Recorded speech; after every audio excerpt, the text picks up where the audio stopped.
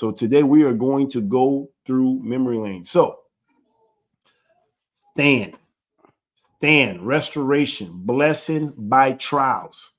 So we are going to go through the 7-year anniversary. This is the seventh anniversary. And there's a time to reflect so that you guys can all see where I've come from, where I am, and where I plan on going. So I want you guys to see that. And so we're going to start. So it's been 7 years, like I said. It's time to reflect. Let's start with the scripture here about the duty of man, right? So I'm thinking I'm doing Yah's will, and the whole time I'm doing what the Christian tells me to do. Focus on the family, focus on the wife, happy life, focus on the children, focus on everybody, but you just focus, you know? And if you do that, you focus on the family, you are focusing on Jesus, which is a lie. It's a lie. And I had to learn that the hard way. 16 years. I was a Christian for 17 years. And inside of that 17 years, I was a Christian for 16 years. No, I had to be a Christian for 17 years as a Christian. And 16 years I was a Christian and did everything the Christian way. And I was at a high level doing everything that was asking me. Obviously, I read the Bible, so I was able to do a little bit more. So maybe that's what made me increase, in respect and whatever respect I thought I was getting in Christianity. Because of that, I was very faithful to fulfilling the Christian cause. I can't say it was, but that's what I was doing. So anyway, let's go over here. Read Ecclesiastes chapter 12, verse 13. Let us hear the conclusion of the whole matter. Fear Yah and keep his commandments, for this is the duty of all men. Guys, this is the name of the game. Every game have rules. And the game to this life, for us to make it to the king, for those who have ears, the way we're going to make it is going to be through Yeshua HaMashiach, through his blood. That's how we're going to make it.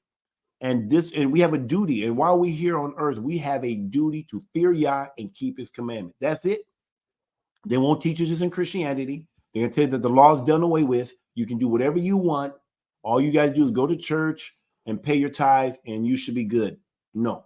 We have a duty to guard the commandments of the Most High Yah and to fear him, to reverence him. And so that is the whole duty of man. Let's go to the next one, next scripture. Mark chapter 10. So this is the theme of the whole message today. And I want to be able to show. So this I'm going to, start off and we're going to read Mark chapter 10, verse 29 to 31. This is the theme. And I want to show you in my life how this has been true. This is a true thing. And for anybody that's coming this way, this is what you can look forward to, because Yeshua promised that this would happen.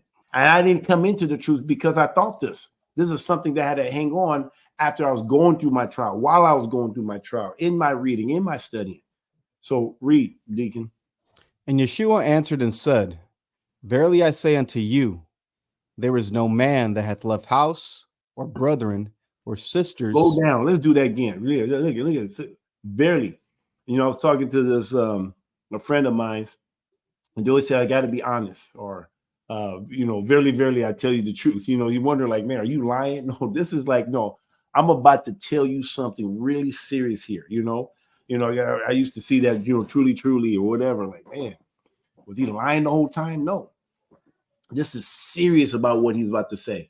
He says, there is no man, he's singular, no man. I'm slowing it down. No man that had left house. Read. Or brethren. Brethren. I had brothers I thought I had brothers in Christianity, but I had brothers out there, Christian brothers, football brothers. I had brothers out there. Like Hulk Hogan would say, brother, what you gonna do, brother? Right? Read. Or sisters. Or sisters. Or father. Or mother. Or mother. Or wife. Or children. Or lands. Lands. I got 18 acres here. Keep going. For my sake and the gospel's. So all of this stuff, somebody's left for what? You just leave for no reason. I say, I quit. I'm leaving my brothers. I'm leaving my sister for no reason. No, there's a reason why this man is leaving. He's leaving for the sake of the gospel, of the good news of Messiah. Read. But he shall receive an hundredfold.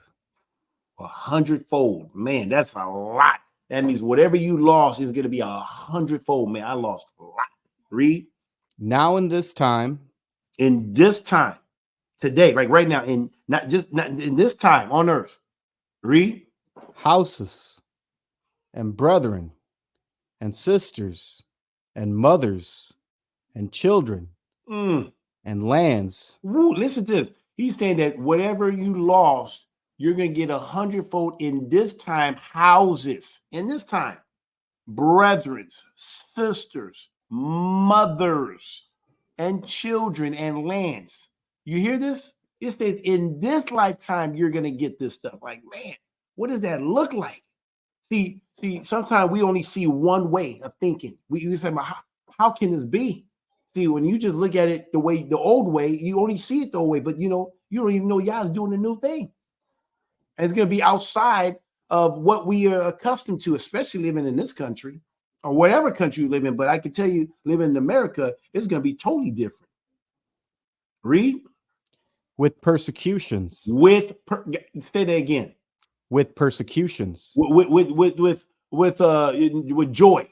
With persecutions. Celebration. With persecutions. See, this is why I think people be forgetting. People forget that when you come this way, when you have been chosen, you're going to be persecuted. If our master, who is greater than us, and no servant is greater than his master, if he was persecuted, then that means we also will be persecuted just like he was. This comes with persecution. And since I've been in this ministry, I can't tell you how many times we've been persecuted from outside and from within. But we continue to endure. Those who are faithful continue to endure, continue to stand. Read. And in the world to come, eternal life. Now we talk about eternal life. So you got in this time and in the world to come, eternal life. Read. But many that are first shall be last, and the last first. All right. So guys, this is it. So I want to be able to show you guys. I wanted to go through memory lane since it's the literally the 7th anniversary of my family literally leaving, abandoning everything. Matter of fact, could we just before we go, just I know that we have it in order. Can you start with the picture at the ice cream parlor first? Yep. Just because this was the last time. This is what my family looked like. Now, I wasn't there at this picture because this is when they were literally leaving. They've left. I went down to Appleton to do some work. Man, you guys gotta go check out testimony. But man, I remember that was the last time I ever did anything with my woman. And on an intimate level, I didn't know what was going on. Went there, coming back, gone. That was the one day that I didn't kiss my babies goodbye. I say I'll be back. Usually I will always, hug them till I love them. Boom, boom, boom, go back and see them again. Because you never know when it will be the last time. And guess what? The first time I've done that was the last time. Didn't know. Tomorrow's not promised. When you're ready, can you put that picture up? So this is the picture. This picture was literally taken 7 years ago. Maybe an hour, probably an hour above, because they may have left, maybe even left before it was one right now. But literally, this picture was taken on July 19th, which is today's date, in 2017. These are you in that. There's other people in that picture.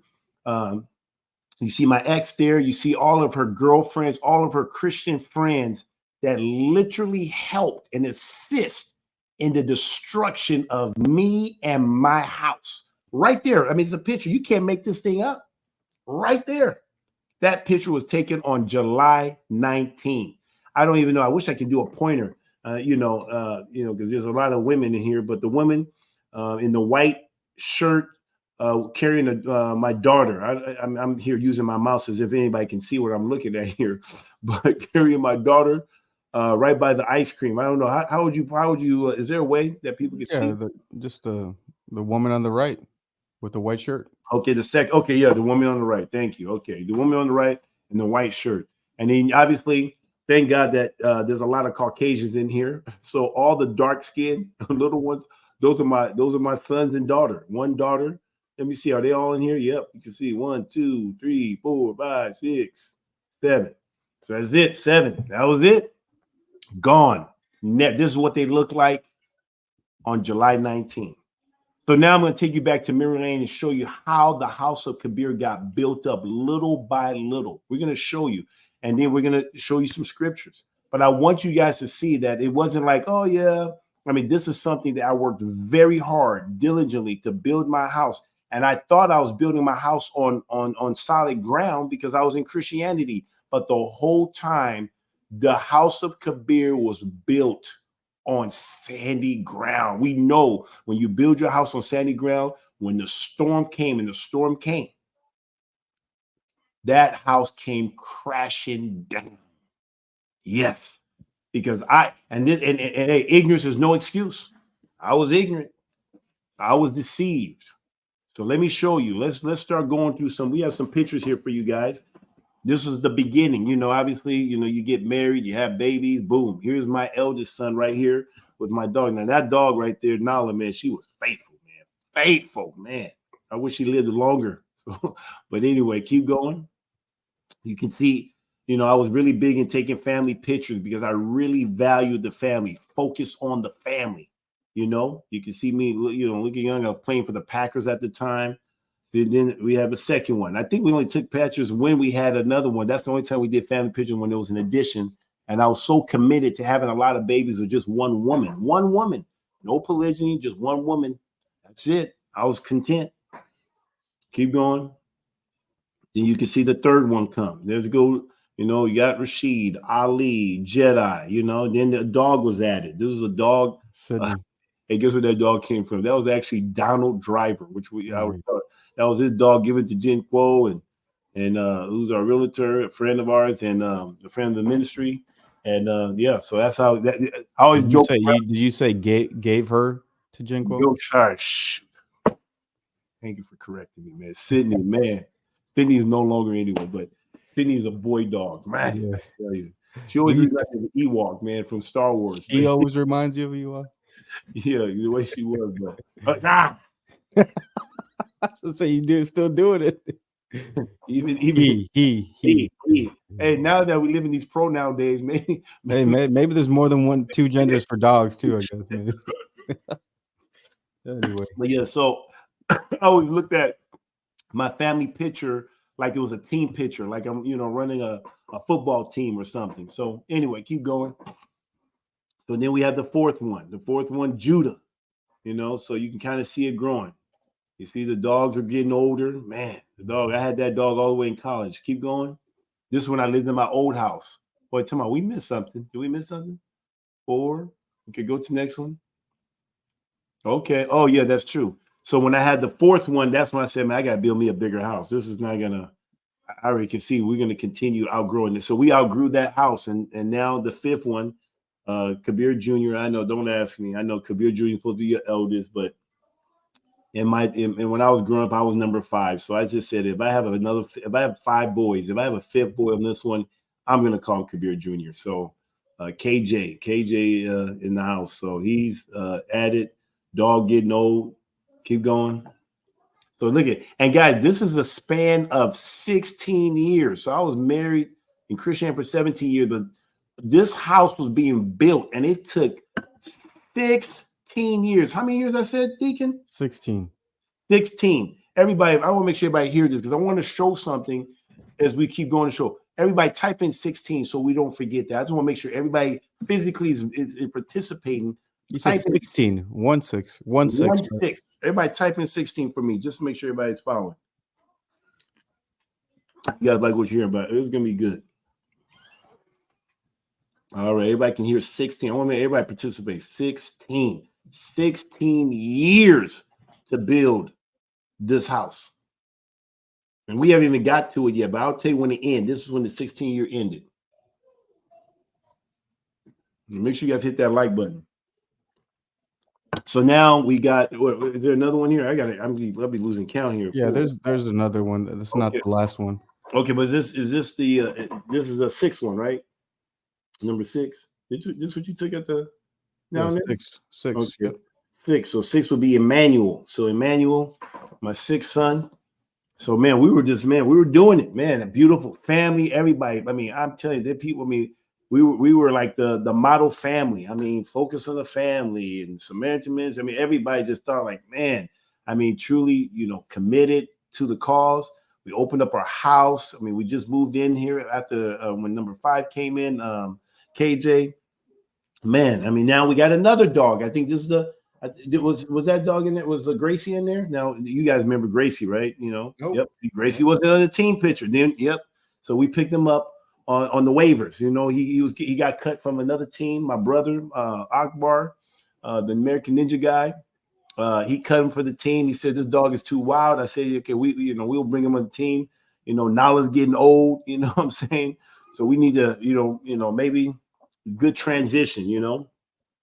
And still have a big dog. That was a pit, but that dog had a lot of energy, So anyway, so the team is growing. Go to the next one. And then I think this was the last one. This is the last family picture, a formal family picture we had. This includes my daughter. This is when I had my first daughter. And there's a close up or a closer. There's a close up. Yeah, that's a close up right there. Yep. And then if you notice, guess who's missing? Go back to the other one. Who's missing? Nala. So my daughter came in when Nala passed away. So now Nala's gone. She was there all the way from college. She was there when I was in my apartment at San Diego State. She was there when I got to my duplex in Green Bay, right there by the stadium on Elmview Drive. She made it to the big house, to my first house that I bought when I got my signing bonus. And then when I was able to retire from the NFL eventually and build this house, she made it all the way. So she was there. Faithful, man. I tell you, man, faithful. Man, dog's best friend, I tell you, right? Yeah, man's best friend. Yeah. Oh, man's best friend. Sure, that's it. Dog's best friend, man's best friend. I know what you meant. You guys know what I mean. But anyway, so you see it's missing. So I think, yeah, this is a close-up shot right here in the main house right here. And so we're still in that house. And that's no longer my house. It belongs to the assembly here. But this was the same house right here. This is where the family and this was it. And then you see the what I don't want to what picture would be next? Can you see? Yeah, we wouldn't go there yet. You want to go there? Okay, good. So Unless you want to. I think it goes no, that's it. to some sort of museum, I think you were, or something like that. Yeah. Outside the No, that's it. Okay. That's what you have right here, right? That's it. Yep. Okay. So guys, what you just saw, that took 16 years. I repeat, 16 years to produce that. Now, I end up having more with that, but that was you only saw 7. I did end up having one more, and we will talk about that. But just wanted to oh yeah, then there's more, right? Yeah, there's more. Yeah. Oh yeah, okay, then show that one. Those are just the family pictures. Yep. Yeah.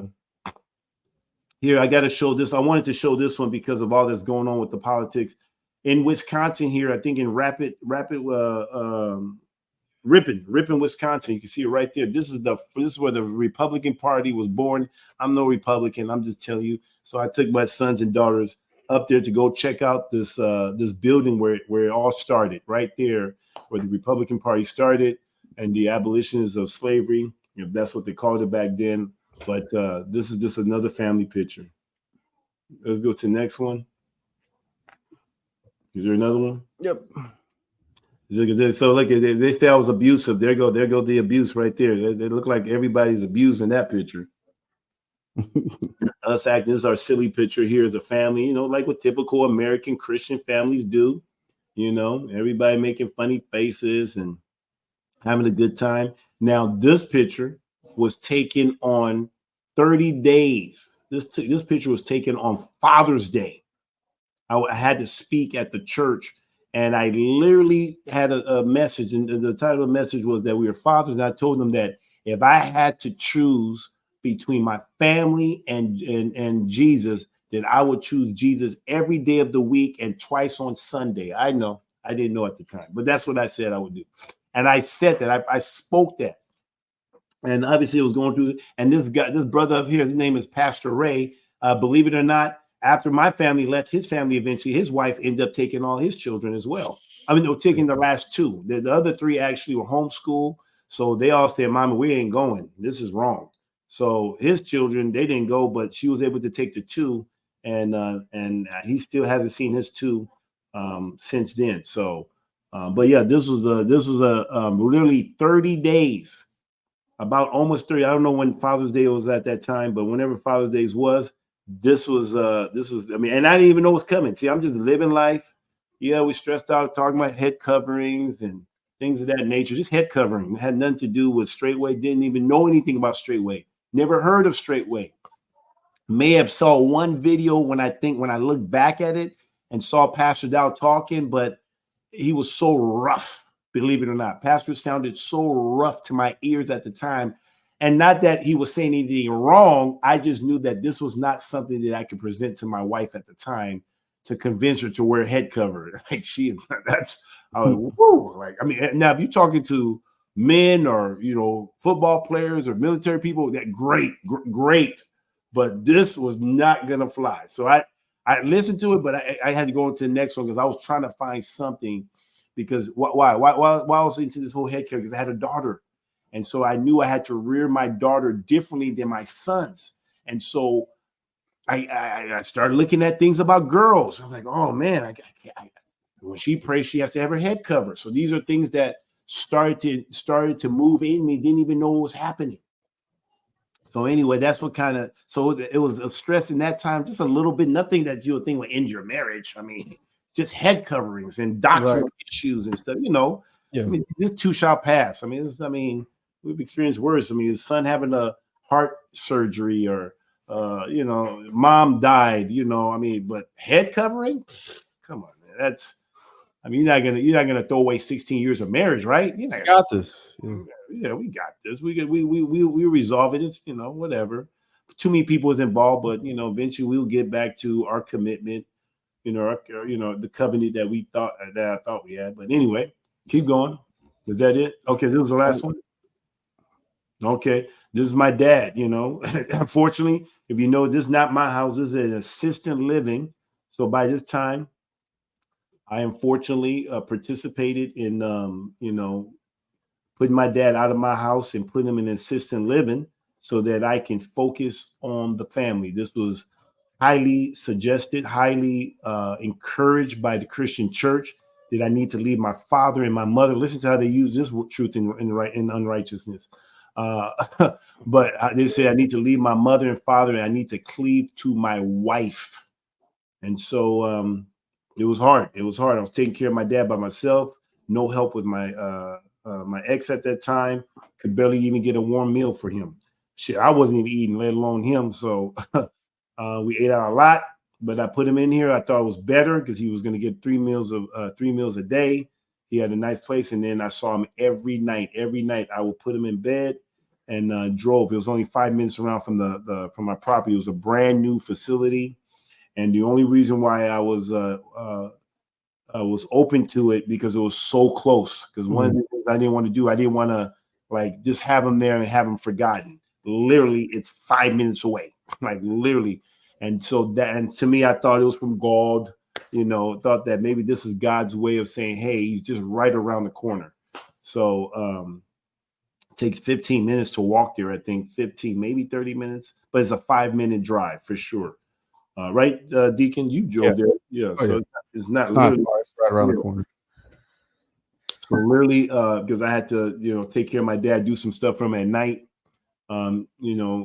What that has to do with his continence and stuff like that. So I had to go there every night. So before I go to bed, I had to go drive down there, boom, spend time with him for a little bit, and then got back in the car and went back to bed. So he was taken care of, but I saw him every day there. So this is what the Christian church encourage. I made the decision. I take full responsibility at the end of the day. I did it, boom, and I did it. Not that I really wanted to do it, but I felt like I had no other choice. I was doing it all by myself, and I was not able to function during the day.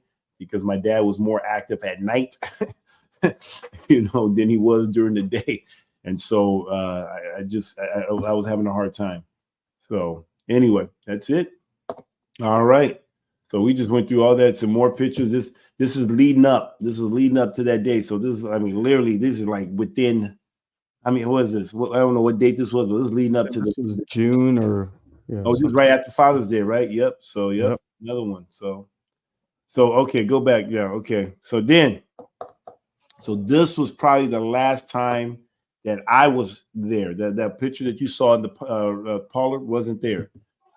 So all of a sudden, guys, let me before I go here, I want to express something here. You can put me back on thing. Go to John 15, verse 18. I want to read this to you guys. You guys got to understand something. John 15:18, right? Yeah, that's on the slide. I think we should have a slide for that, right? Yep. And so, guys, you guys got to understand this, and this is to be expected. And I think sometimes we forget because so many people, we've gone through another wave in the ministry where people are leaving and question. That's what I'm saying. Have anybody taken the time to weigh the cost of coming this way? Did you think it was going to be easy? This is not for the faint-hearted. Did you understand that when you were called out, that you will suffer persecution? And I'm here to remind those who's come this way. I'm here to encourage those who are coming this way to understand that this is to be expected. I remember Mother Carol telling me, this shouldn't be happening. She said, nope, it's to be expected, and she just kind of trailed off in the voice. I remember it just stuck in like, man, to be expected. Like, dang, I'm glad she told me that.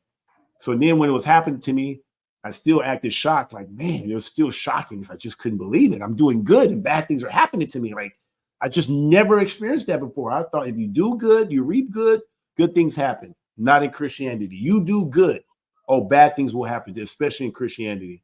Anything else, I pick on Christianity because that's where I came from. I was a very committed Christian. So anyway, read John 15:18. Read. If the world hate you, ye know that it hated me before it hated you. See? So if Yeshua, who was perfect without sin, was hated, I can't make that claim. I can't make the claim that I'm without sin. I've sinned. 40 years of my life, I practice sin.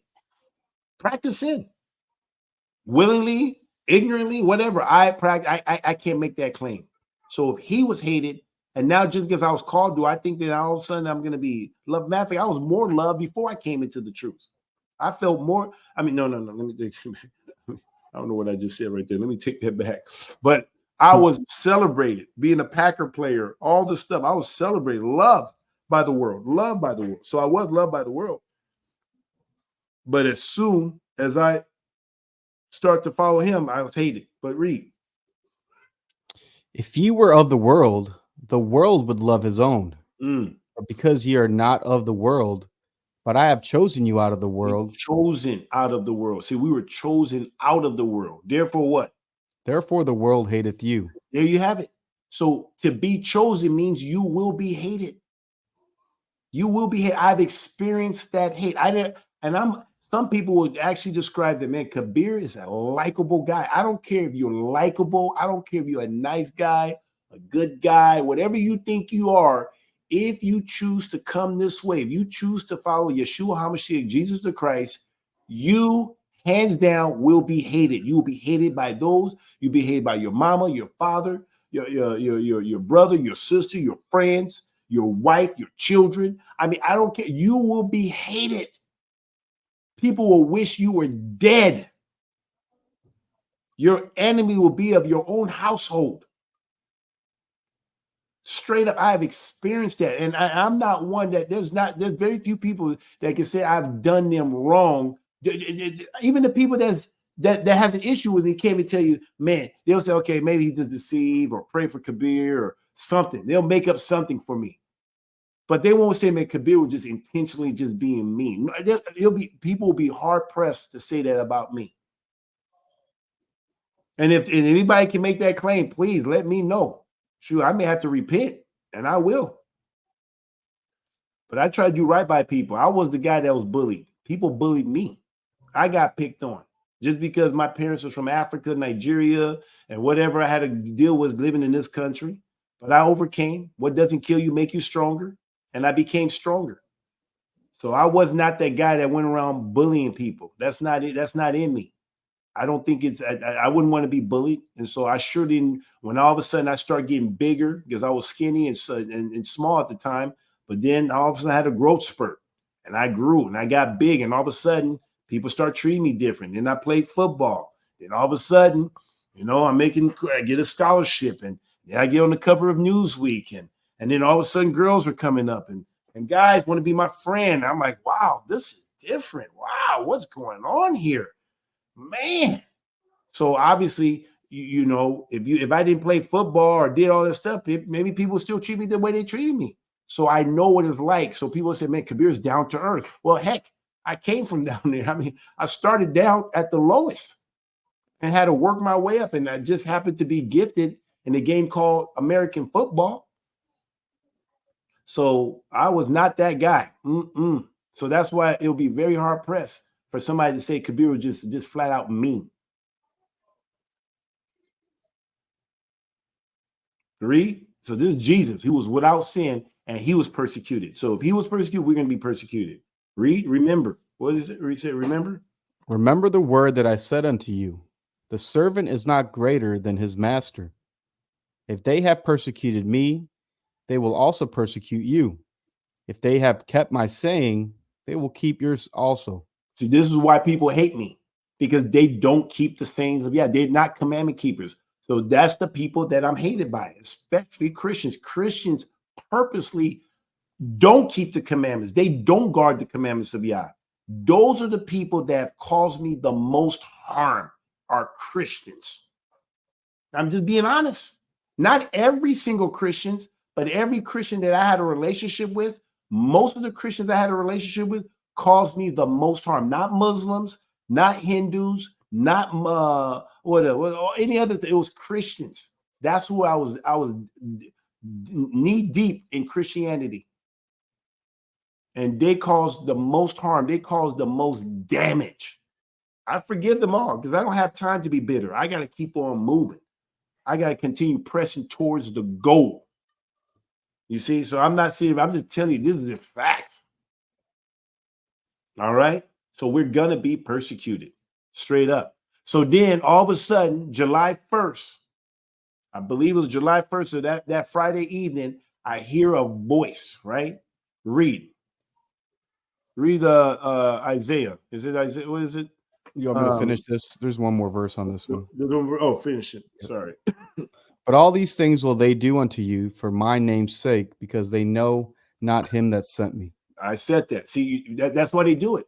So that's why you can't be mad at them. Why can I be mad at people who are blind and deaf? They're spiritually blind. They're spiritually deaf. So all those people that I used to run the streets with, and I just use that as a term because I didn't run the streets, but those people that I used to live life with, whatever that means, you know what I'm saying? They're blind. They don't know him. That's why they hate me. And now that I've taken on the characteristic of Yeshua HaMashiach, Jesus the Christ, this is why they hate me, because the spirit that's within them hate the spirit that's in me. See, I have the Ruach, I have the true Ruach HaKodesh in me. I have the Holy Spirit in me. And that spirit is guiding me to all truth. Is guiding me. And so when you're walking according to Yah, and those who are not are going to hate you. It's to be expected, guys. I know. It breaks my heart when people come through that door and say, my wife is, she gave me an ultimatum. Either you submit to me or you leave that cult, that straightway cult, and come home and follow me and submit to me, or it's over. I mean, you got a choice. I get it. And then they'll say, oh, she would never do that. Oh, she won't empty the bank account. Oh, yes, she will. How do I know? Because it happened to me. Things that my wife would have never have done back in the days, she did it that day. It was like a spirit. And then I told a guy, I remember telling one brother, I told him, I said, bro, I said, man, I think you need to check your bank account, man. Your wife, that the very time that it dropped, I said, the fact that we're talking about this right now, your wife is cleaning your bank account right now. He said, nah, that won't happen. Bro, I can't make Brother TJ, if he's listening to this, he can testify to this stuff. It was him, Brother TJ. He was right here in my office. Literally, however long it took him to leave this office from when I told him to get to the suite that he was staying in, literally he came running back, shot. The money gone. I'm like, bro, I'm like, I don't want to be right. I'm just saying from what I experienced, that spirit, I'm telling you, that spirit is like, it's like the Matrix, you know? It's like those agents pop up in a homeless person, or it can pop up in a woman, or it can pop up somewhere else. I mean, these agents, so his wife, he's just, oh, that's my wife. She would never do that. She never does that. And all of a sudden, Agent Smith comes out, boom, take half his money. I mean, literally, I mean, right there, TJ said 100% true. And he's laughing because, bro, he's like, nah. And I know that confident. Nah, not my wife. Nah, she won't do that. Boom. I'm here telling another brother in Chicago. I said, bro, I'm telling you, go change the lock. That woman right now is at home. She's changing the locks right now. He went and called him, found out his wife didn't go to work. She stayed home. He got off to work. I said, I'm telling you, those locks are changed. She went in there. He couldn't get into his own house. And he had a order that a no contact order. The man had to sleep in his own truck. Guys, I'm not trying to be right. Guess who did this to me? Pastor be telling me stuff, and I'm like, no, boom. It's like, and I don't do voodoo. I don't do any of this stuff, guys. I'm just telling you, when you see, there's a saying that Pastor always say, right? And it's not like he's seen it 1,000 times. But if you've seen that spirit once, it's like you've seen it 1,000 times. That's it. That spirit has that same characteristic. If I've seen it once, I've seen it 1,000 times. I think I said it right, Deacon, right? Please help me out. Yeah. If you've seen it once, you've seen it 1,000 times. I've seen it 1,000 times. It's the same thing. And we have another brother that came in. Same thing. We all said, no, she wouldn't do that. Boom. Same thing. You can't make this thing up. You can't make it up.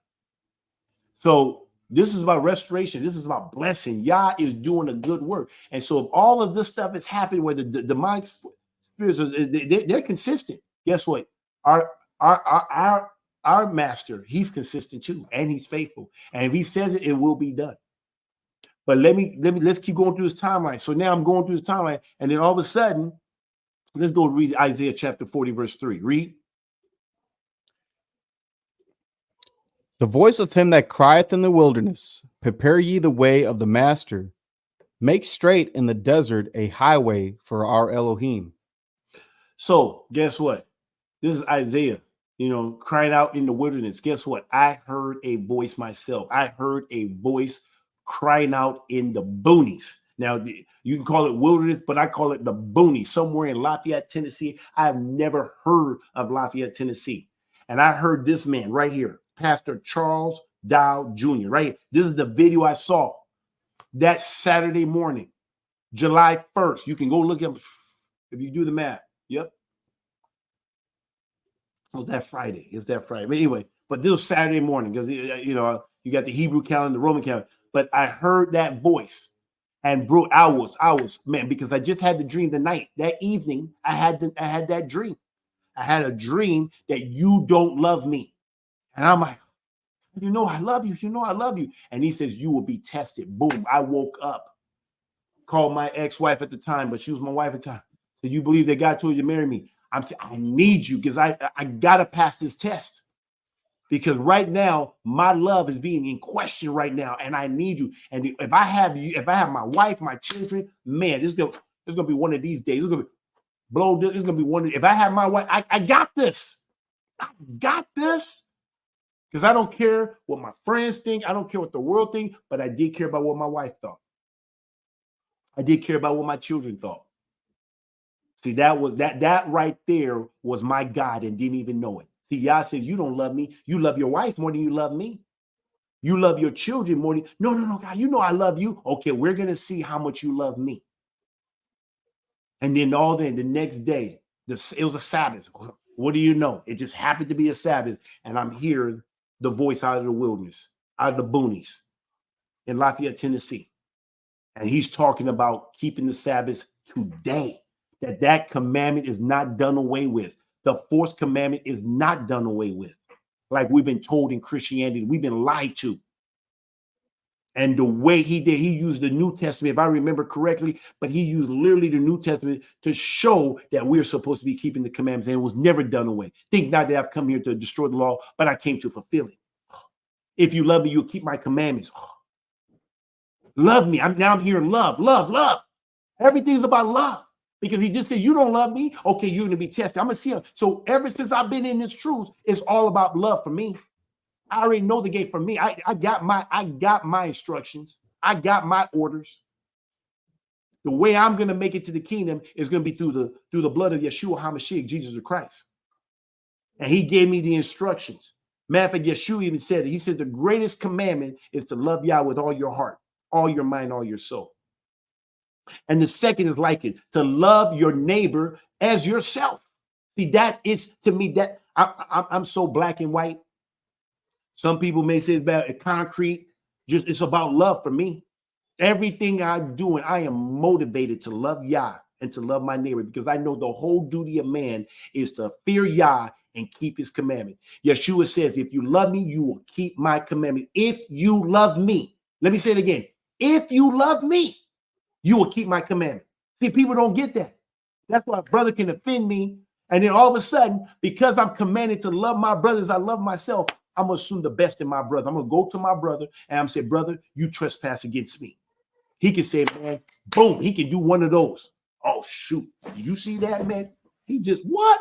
Oh, hell, no. Hey, Deacon. Hey, Jordan. Hey, come here. I need you guys. What? Just follow. See, I learned this from Straightway.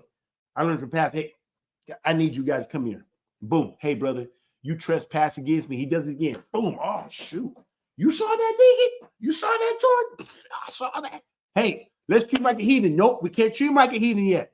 Let's take this to the assembly. Let's take it to the assembly. Boom. Let's do it. Boom. Take it there. Boom. And now he says, oh, yeah, okay, now I can do what the book says. Now I can treat him like a heathen. But everybody wants to go straight to hate. As soon as they get offended, it could be a perceived. We don't even know if it's real or not. The person don't even know it. And then boom, all of a sudden you treating that person like he's your enemy, and you haven't even given him a chance or her a chance. Are you guys seeing this? Did you hear me? I'm hearing you. Don't fall asleep on me. If you guys are liking what you hear, put in a 10. Give me actually put 94, because then I know you really listen. Put 94 in there. Give me a 94 if you guys hear what I'm saying.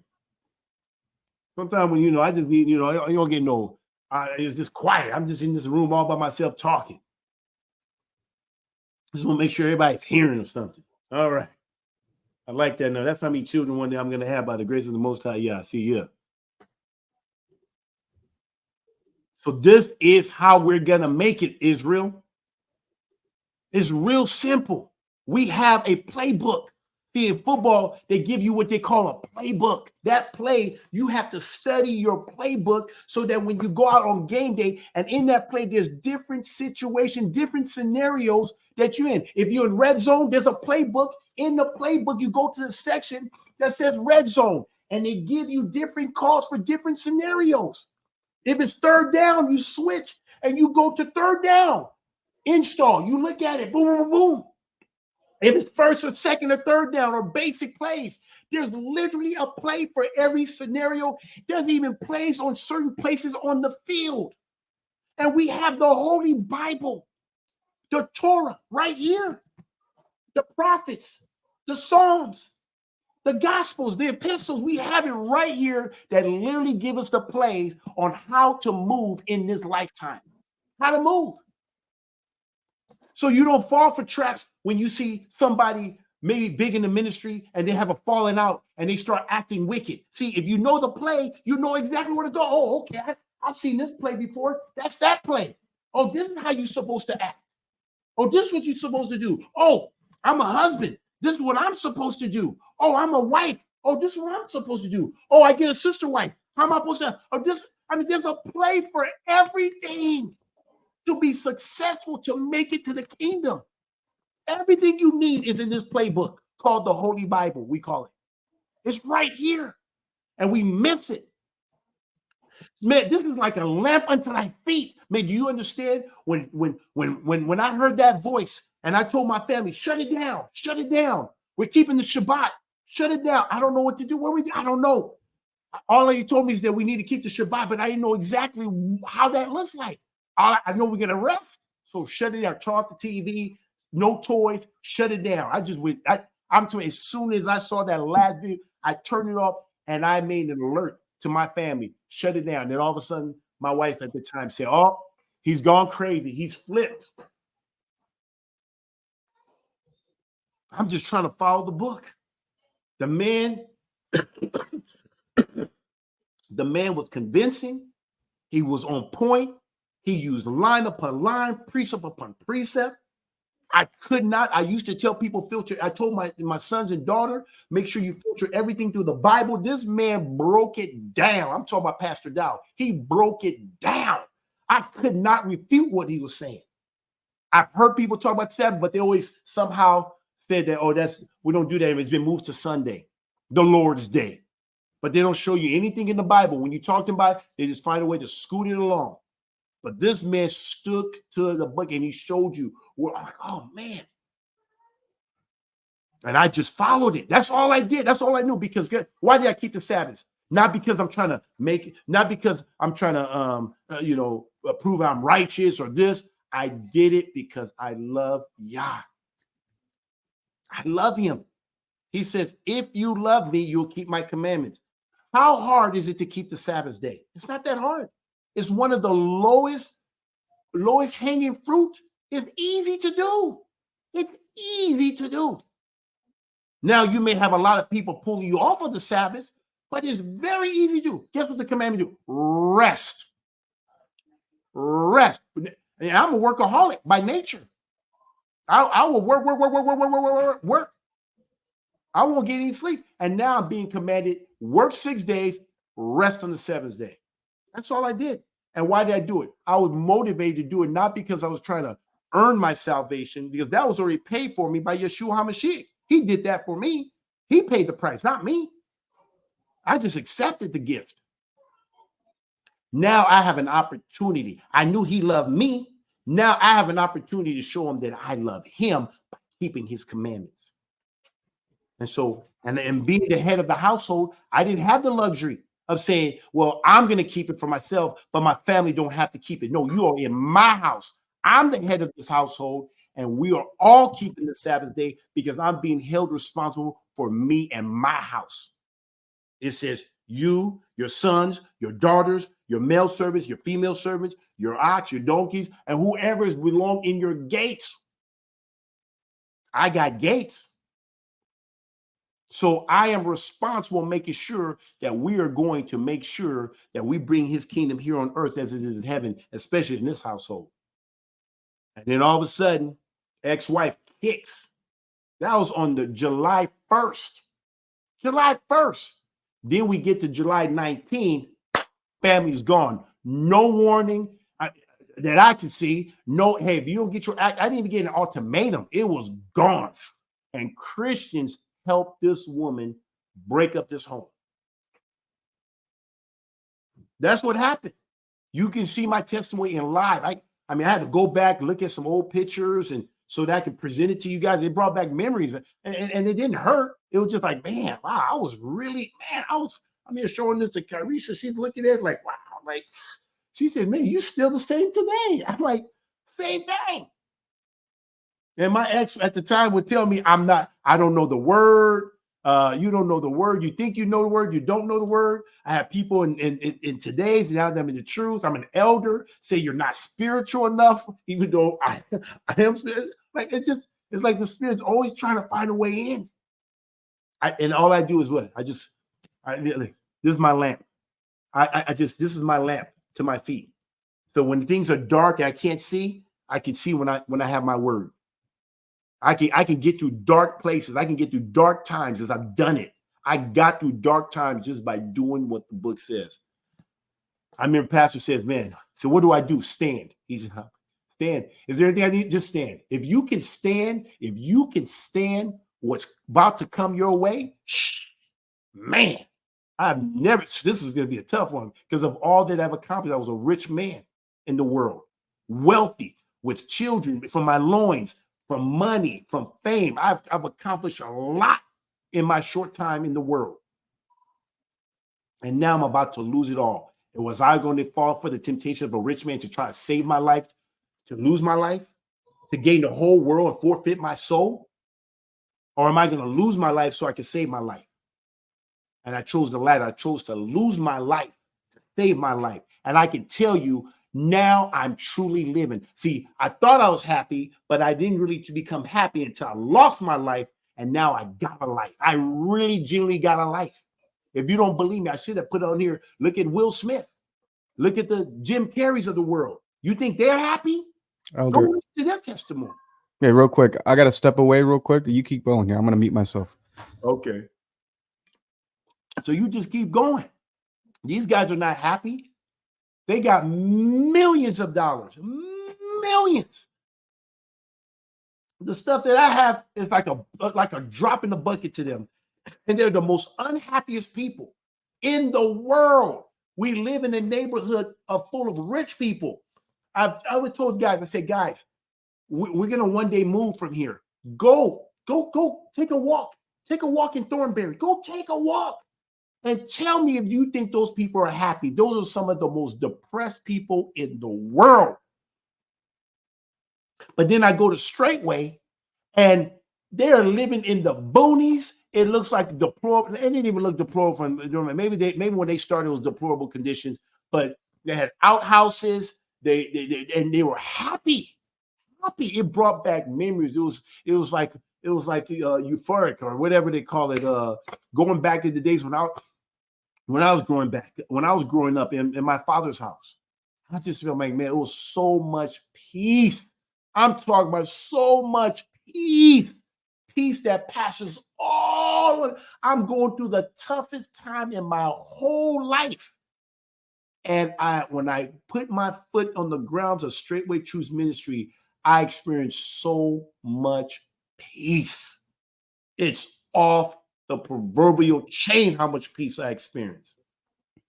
Can't make this thing up. Hallelujah. Can't make it up. So I heard the voice. And that voice, and that's why I'm here at Straightway Truth Ministry. I'm not moving. I am not going to move. I don't care who leaves. I don't care what anybody says out there. This man right here that you see on my corner right here, I don't know if he's my right or my left, but this man that you see to my right, this man is a man of Yah. He is anointed. I'm telling you this right now. This man has taught me how to truly love Yah and how to love my brothers and my sisters. This man right here, everybody wants to keep saying that this man right here is this and that type. No, this is the man that's taught me how to love. He loved me. This man came all the way up to Wisconsin. Him and Mother Carol came up here to check on me.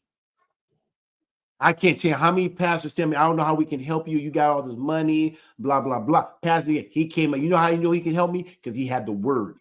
He had the word that can deliver me from oppression, from depression, from a wicked woman. That's why I'm not moving.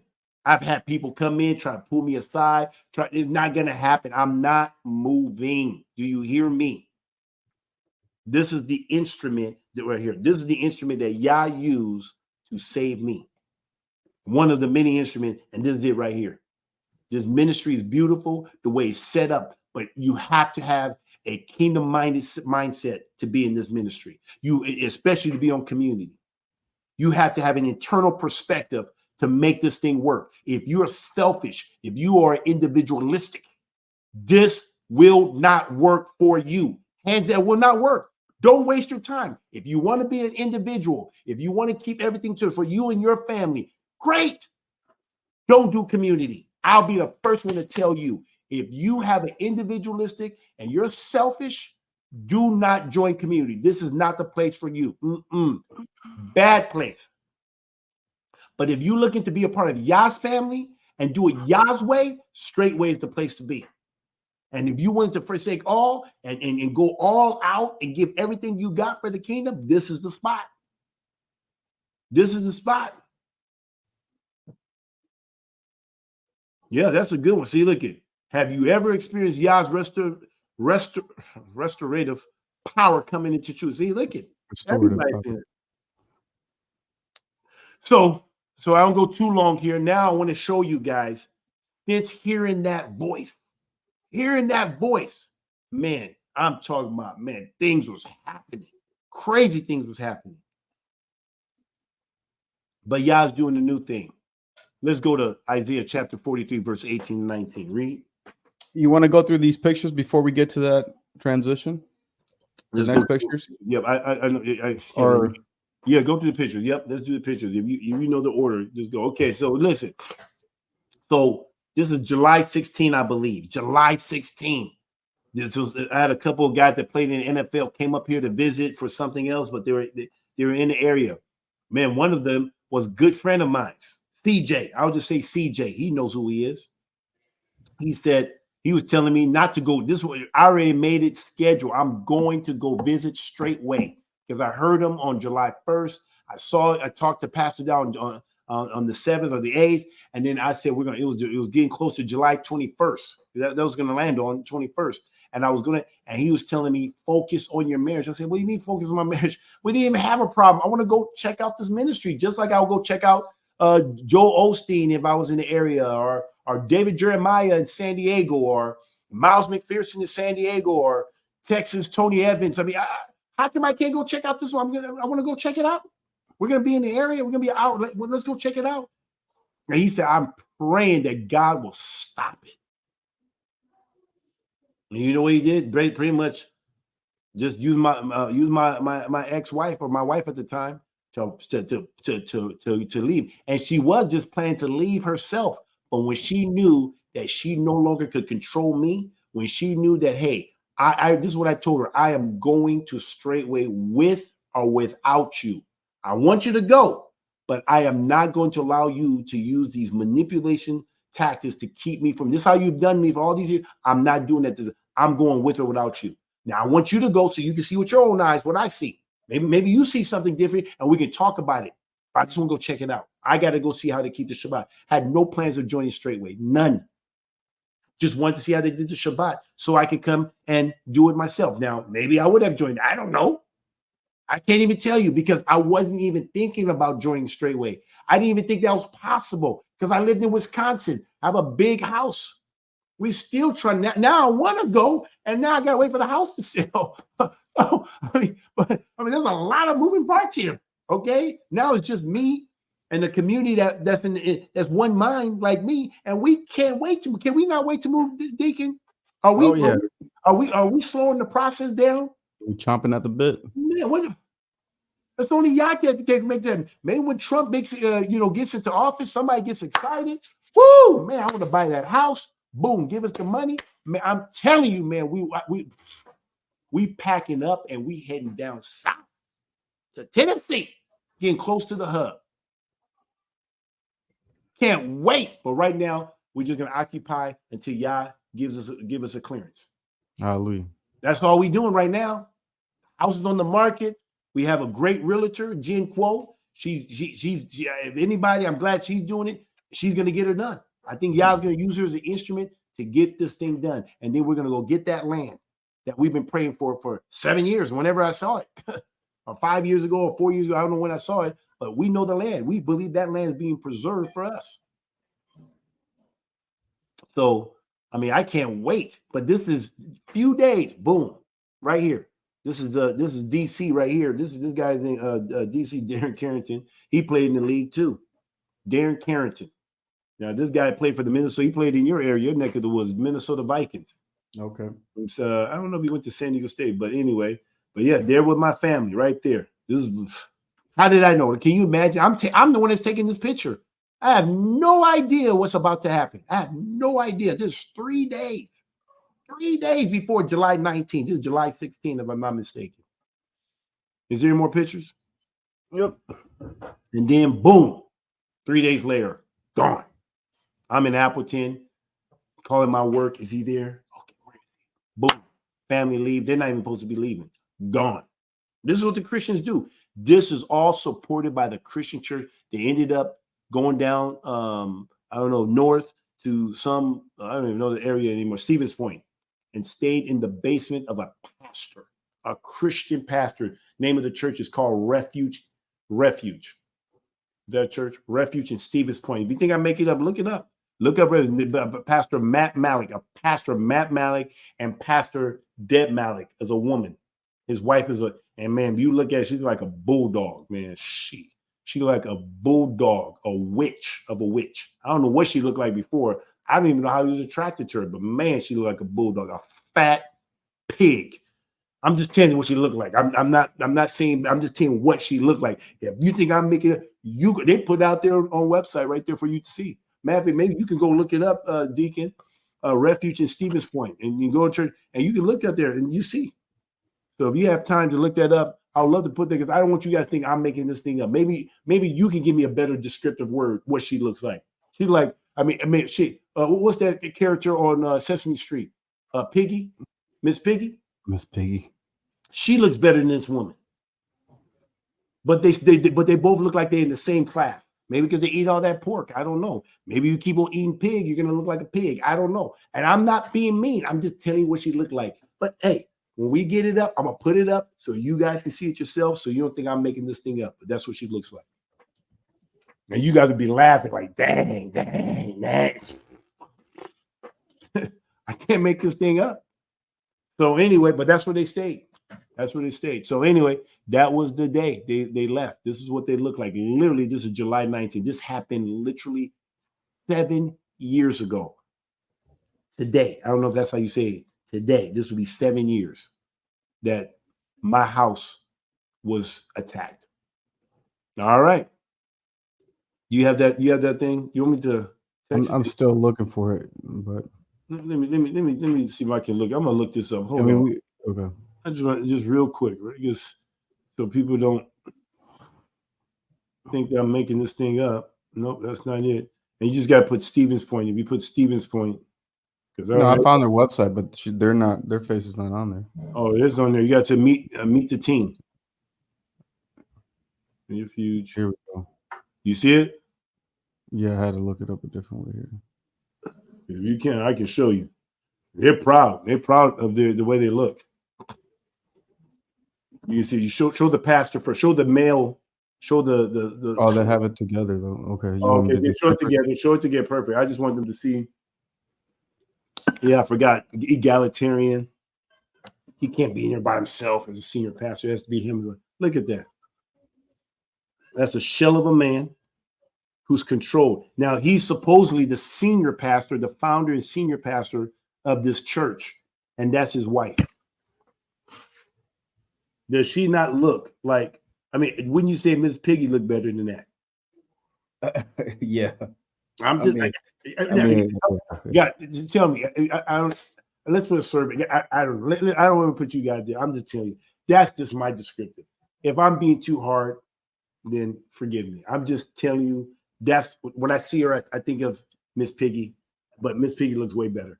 So anyway, but that's the woman, and this is the woman, and this is the same woman. When I asked her, when I came back and said, "Why did you guys do that?" And then I remember talking to Mother Carol, right? And I said, what did I say? Something I asked her. It was a backdoor question. I said, do you remember? You know what I'm talking about? Are you talking about your father when she was asking about your dad? No. I asked her. You asked her about control. Do you desire to control? I said, do you desire to control your husband? And she said no. And she said, no, I don't desire to control my husband. Wow. I said, the reason why, and then I said, that makes sense. The reason why you Mother Carol's answer. Huh? Compared it to Mother Carol's answer. Yeah, compare it. Because when I asked Mother Carol the question, and this is the only reason why I even asked the question, because I remember asking Mother Carol, she said yes. Mother Carol said, I do desire to control my husband. I'm saying, wow. And the reason why is because she don't have control. So that's something that she has to work through. Now, she just has to work through that or whatever, because she don't have control. but you don't desire to control something that you have control over. So the reason why this woman was able to tell me she don't desire to control her husband is because she has the control. You get it? Because she has the control, she doesn't desire something she already have. Like, for example, if somebody told me, Kabir, do you desire to have $1 million? No. Why? Because I already have $1 million. I know what that's like. That's not new for me. Now you say $1 billion. Okay, now we're talking. I've never had $1 billion before. Even $100 million. I mean, that's yeah, I do desire that. You know what I'm saying? But $1 million? That's like saying, does anybody desire to have a penny?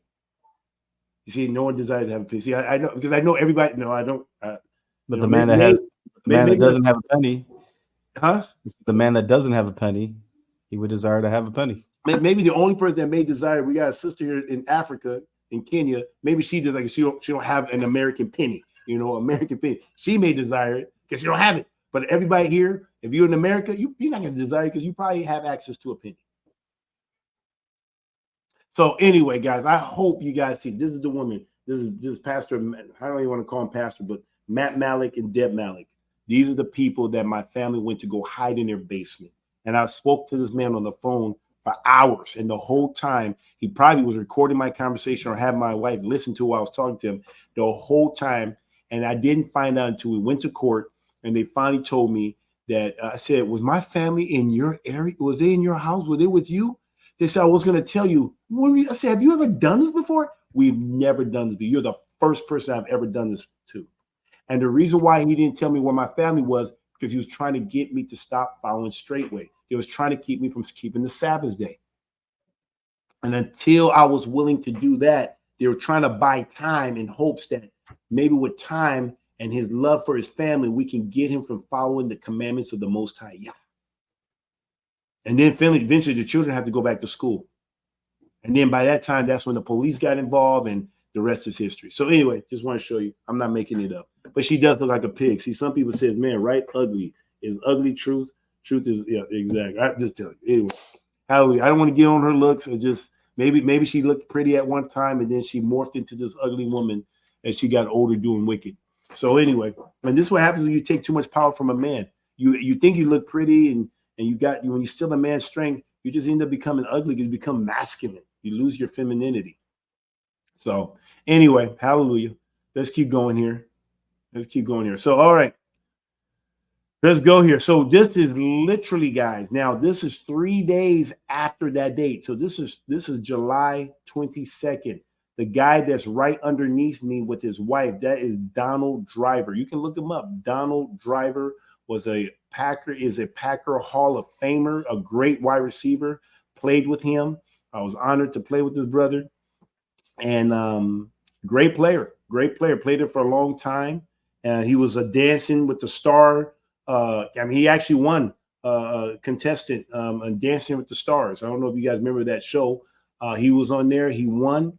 And but because I'm in the Hall of Fame, or just a Packer, and his teammate, obviously I was invited. Me and my ex-wife at the time, but my wife at the time, we were supposed to go and celebrate. And so this was on July, and then after I was going to do the Hall of Fame dinner, and it was that night. Then I was going to head to Tennessee because I had to go to Tennessee eventually, and but all that got stopped because I lost my family at the time.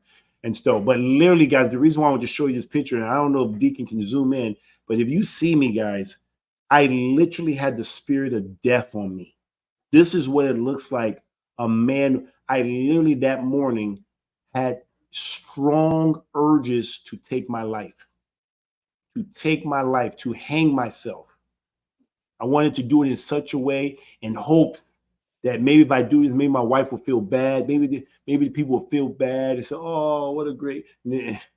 That's what that spirit will convince you, that this will make them feel really bad. They won't give a damn. They're gonna get all that money. They're gonna just blame it on CTE. They're gonna say, "Because I had so many head damages. How can a man live in this house, accomplish all he accomplished, and then kill himself?" They won't never associate it with a wicked ass woman. They would never ever. I believe a lot of people, Junior Seau, look up Junior Seau. I believe Junior Seau did not die because of CTE. He died because he was married to a wicked ass woman. Are you hearing me? He died because his wife took his children away from him too. And that was a nice man. I'm telling you, Junior Seau was the kind of guy that would give you a shirt off his back from Samoa. He was a Samoan. And he was married to a Caucasian woman. I'm not saying they're all Caucasian, but he was just married with somebody outside of his cultural.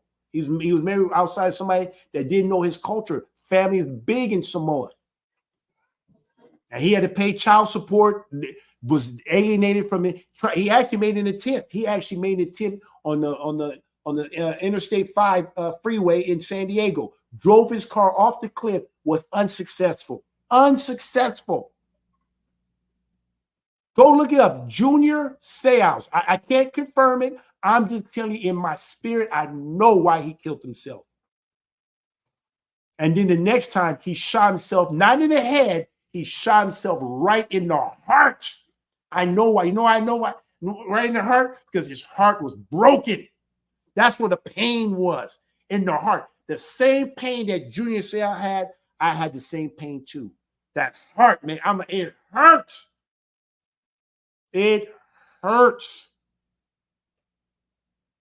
when you lose your family, especially your sons and daughters. If you can, Deacon, I know this is off the cuff here. If you can just pull up Deion Sanders talking about when he was at the top of his game, baseball boom, and how he had thoughts of committing suicide. I want people to hear this, but I'm telling you guys, and something that Deion Sanders said, and he's the coach for the Colorado University.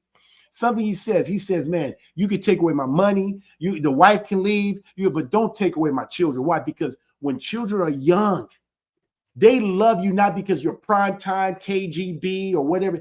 They love you because you're just Baba, your daddy. You're that's it. They just love you because of you.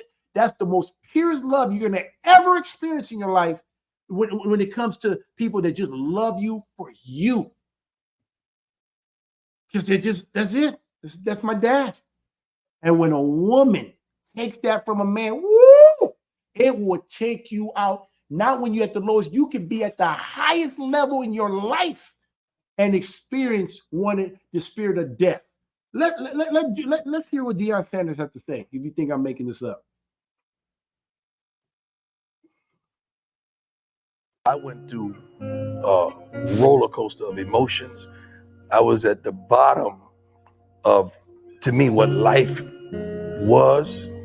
That's why you got public success, and everybody that's successful publicly, they're struggling somewhat privately. And you got to really understand that. See, the thing about it, we do this when the camera's on. We got to do this when the camera's off.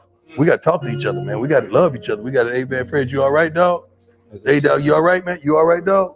Chad, you all right? Chad, I do that with him all the time. You all right, baby? Talk to me. Just tell me you good. I'm good. I don't need nothing, don't want nothing. That's how it is. So we don't do that as men, especially when we start putting folks on a pedestal, man. Like, shoot,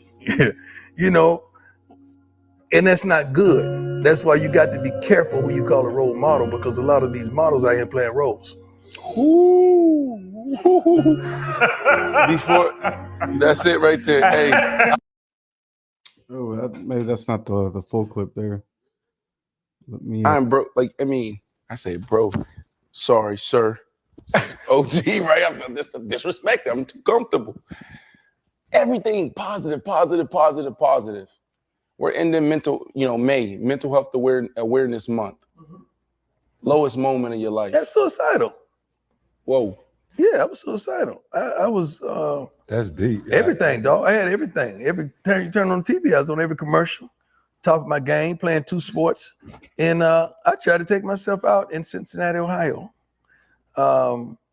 Basically because my babies had been taken from me. That was the only thing I felt like loved me at the time. Everybody else, they loved what I did, but they didn't love me because they didn't know me.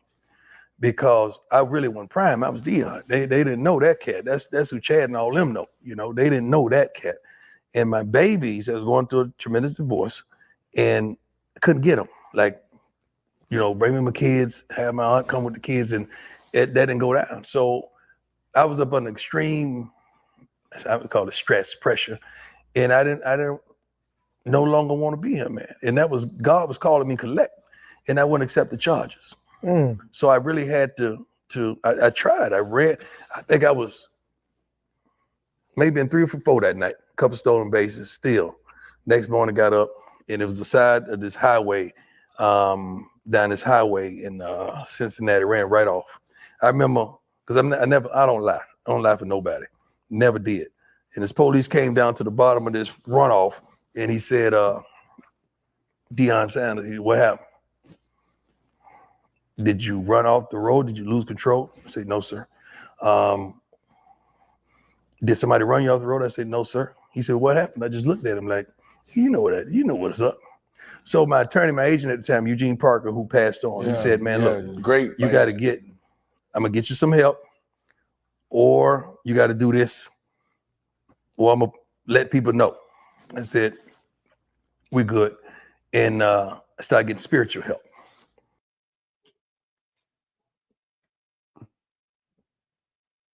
Yeah, I can't hear you, Elder. I said, there you have it. Yeah. You keep playing, or that's it? You just stopped it? I mean, you want to keep going? Oh, no. You're good. I just wanted to, you can stop it. Yeah. Anyway. To the point. Okay, you can stop it.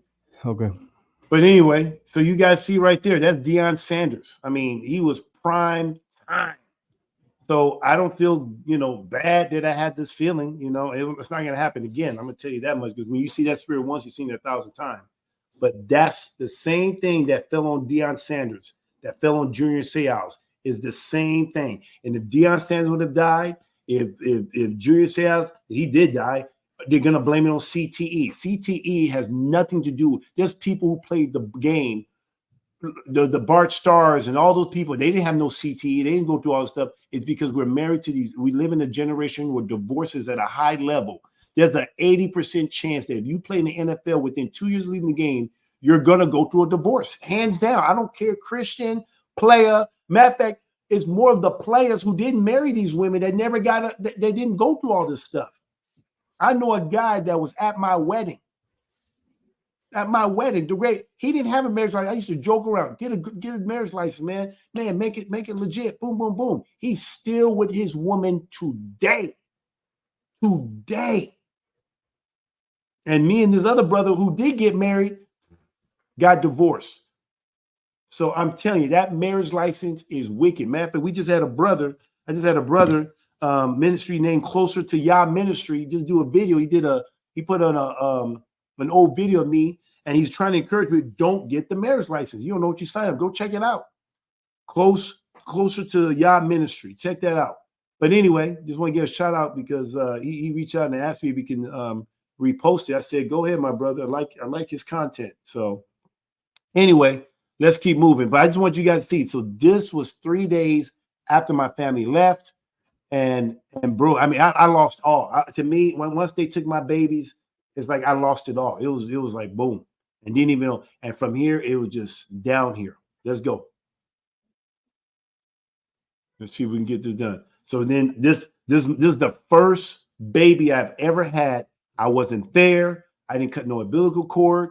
I was not there. Wasn't there. This picture you look at is a text message that my wife at the time, now my ex, this is all I got. I got notified you have another son. Boom, that's it. Have not seen him since. He's 7 years old, probably.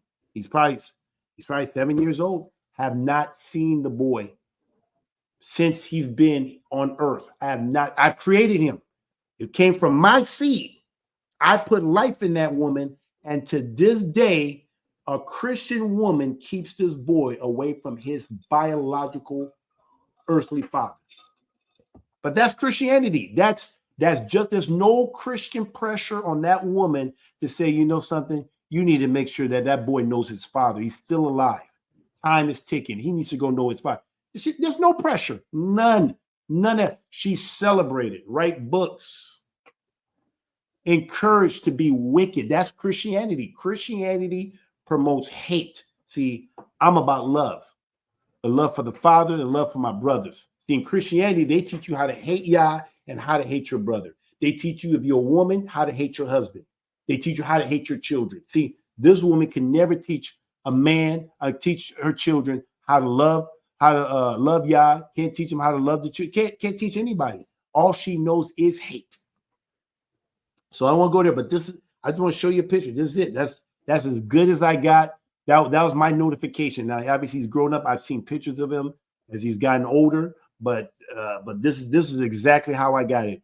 Here, you have a son, and this is his name. And I said, no, his name is, and I call him Israel. She has a name for him, and she said, no, his name is not Israel. His name is so-and-so.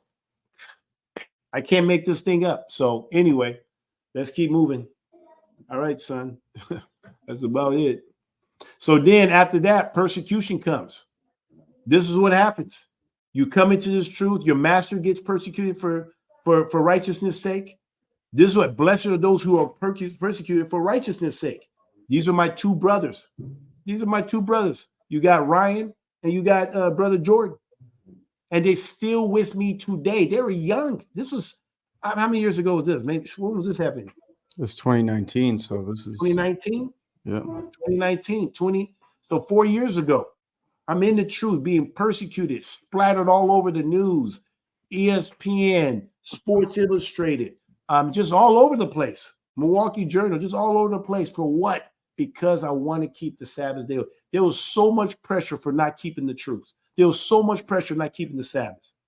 I did not know that Christianity hated the Israelites as bad. But when you look historically speaking, look at the Spanish Inquisition. The Catholic Church literally were burning up Israelites at the stakes in the name of Jesus. They were doing that. Go look it up. I'm not making this thing up. Catholics, before there was Christianity, before you had all these different, it was the Catholic Church. Christianity hate. We were looking at the creed. They hate people who keeps the commandments. So yeah, it makes sense.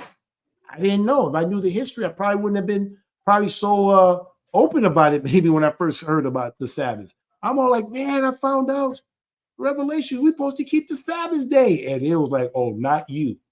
Not you. So anyway, keep going. Is that it? Is that all? There's more, but we should read this. Okay, read.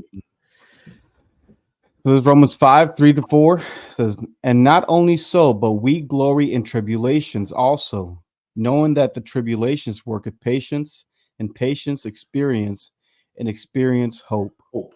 That's what you get.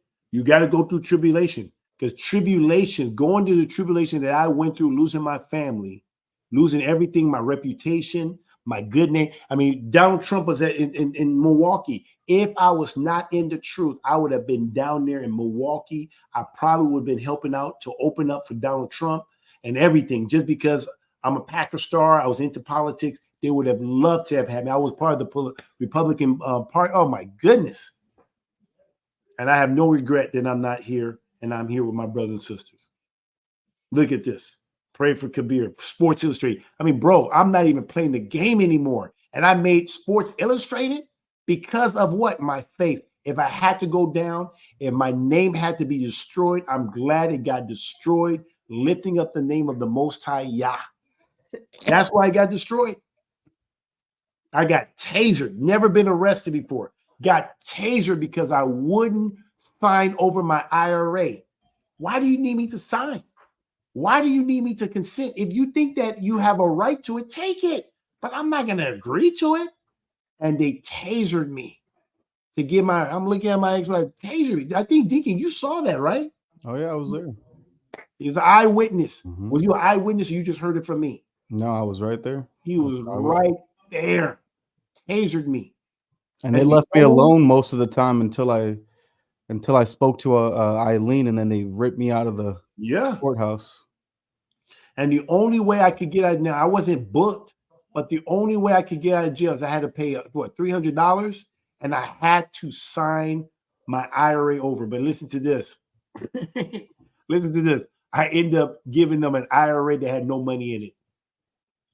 And all I was trying to do is try to make a last effort, ditch effort to try to convince my wife, man, stop it. What are you doing? Make a ditch effort.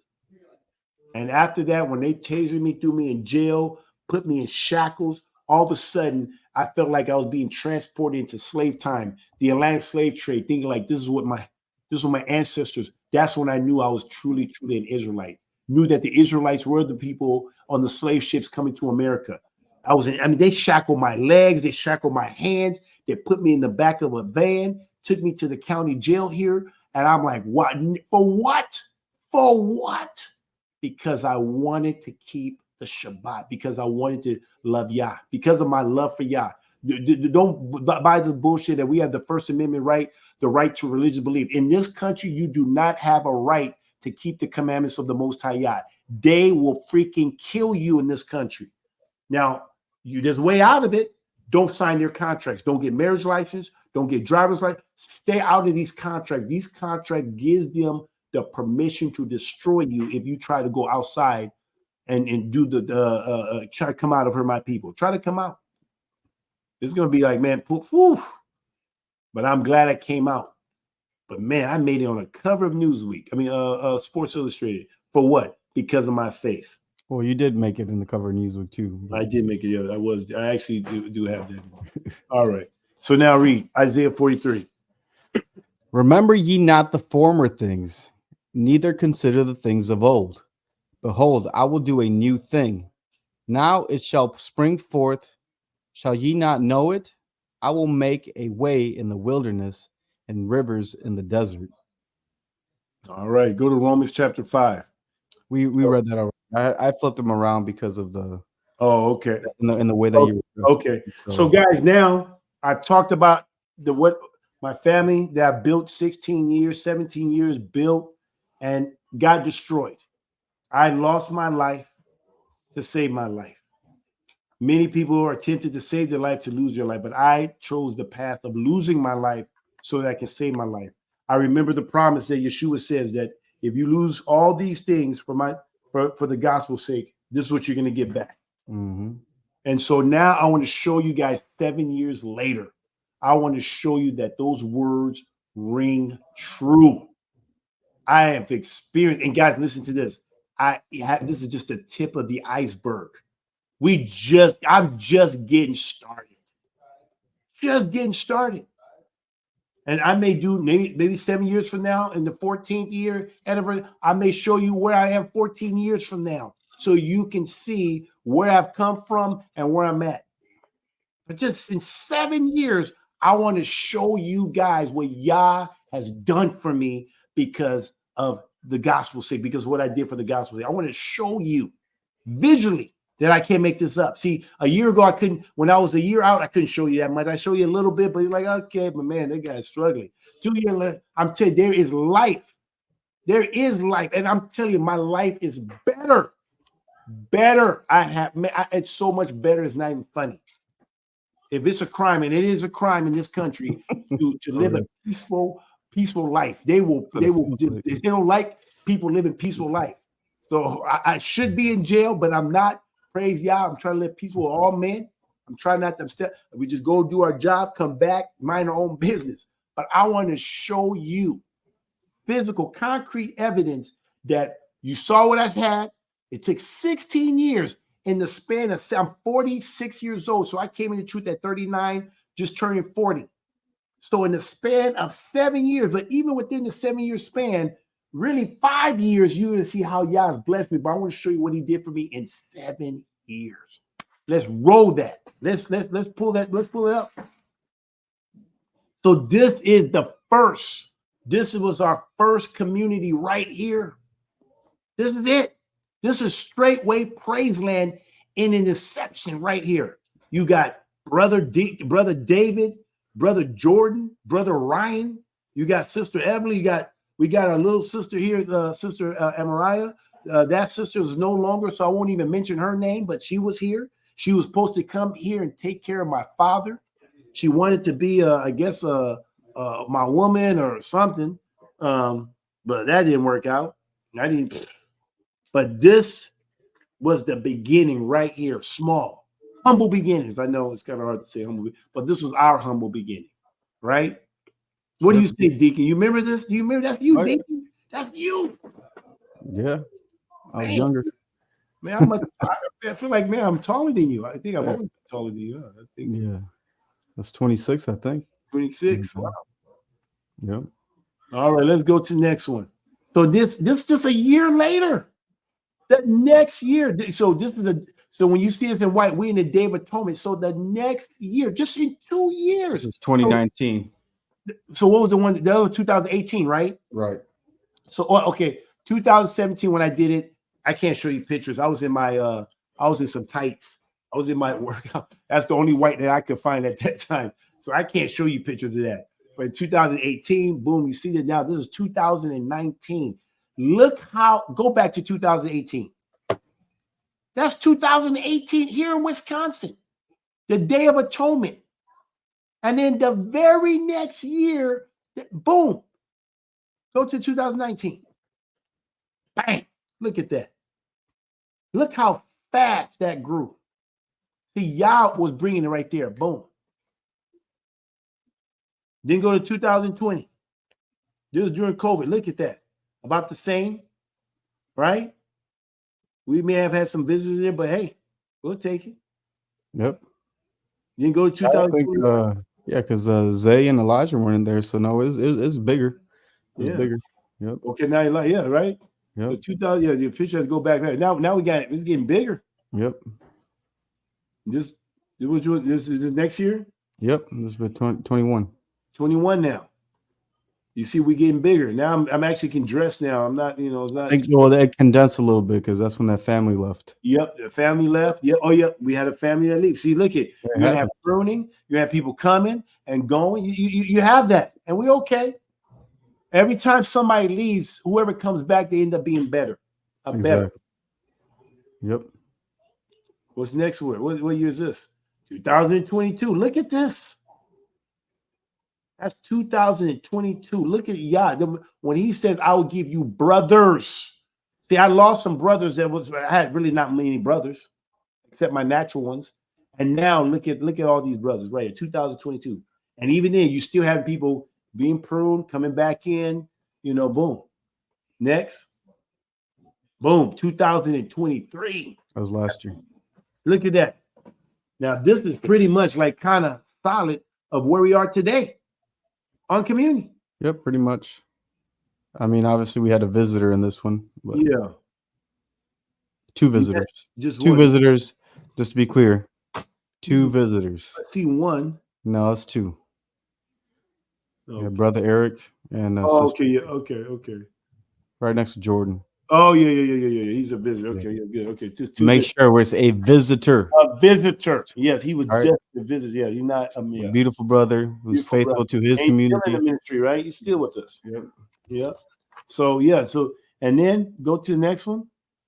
That would be end for the feast, but so now we're here. Okay, so now I just want to get the most current pictures I can because we usually take a feast pictures too. But the Pentecost, you see everybody there in their whites.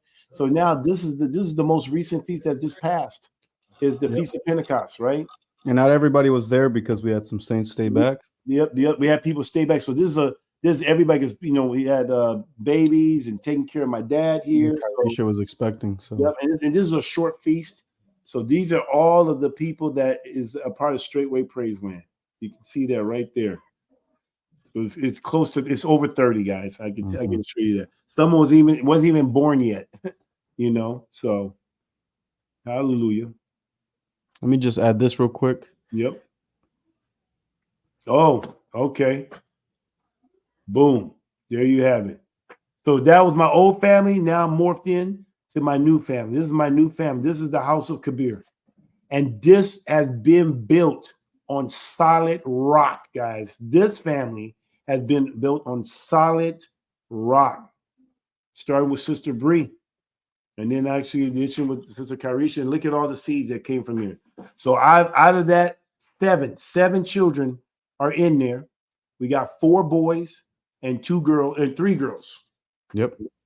And out of the 7, 5 of them literally came from my loins. 2 of them was a bonus, a gift from the Most High Yah, obviously by way of Sister Karisha's former husband or her late husband. So, and they've been beautiful. They have been man, I mean, they treat me better than my natural sons and daughter of my old family.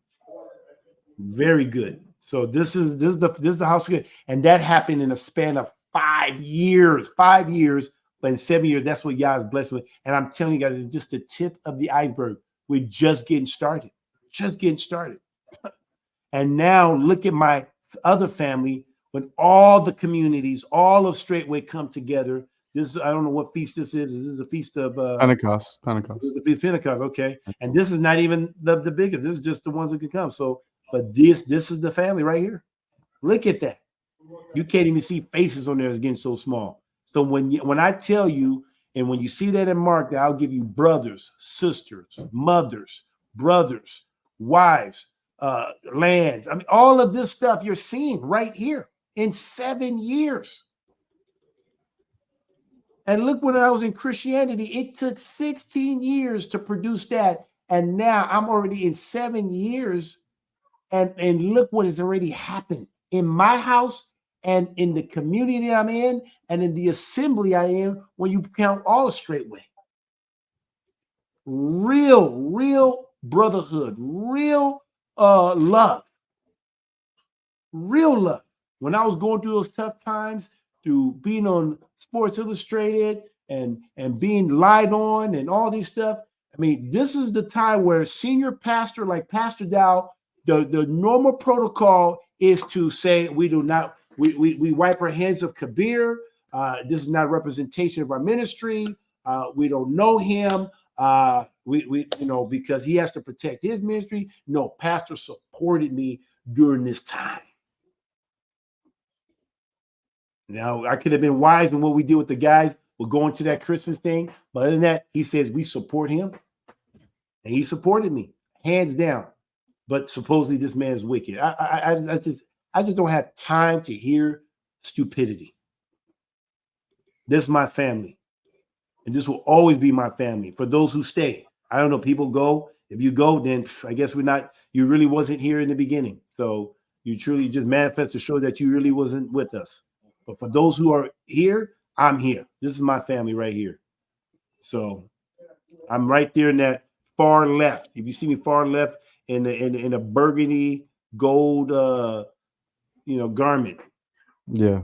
I can't zoom in, but yeah. I know. Yeah. So anyway, that's it. So hey, can you do me a favor? I'm gonna take a break. I mean, just can you read Job? Yeah, like you want me to read chapter 1 through 2? Yeah, can you read that? I'm gonna take I gotta go do something real quick. Okay, yep. Sounds good. All right, Saints, give me a minute here to pull it up. Job chapter 1. And obviously in light of what Elder's been talking about, how really the theme surrounds this storyline of Job pretty much being a man of means and respected amongst his peers, where Yah tested his loyalty. When you saw that when Yah was around his council in Shemaim, and one of them came in, asked to be for Job to be tested, or Yah actually introduced that testing. So let me share this screen here so you guys can see where I'm at, and we'll start here from the top.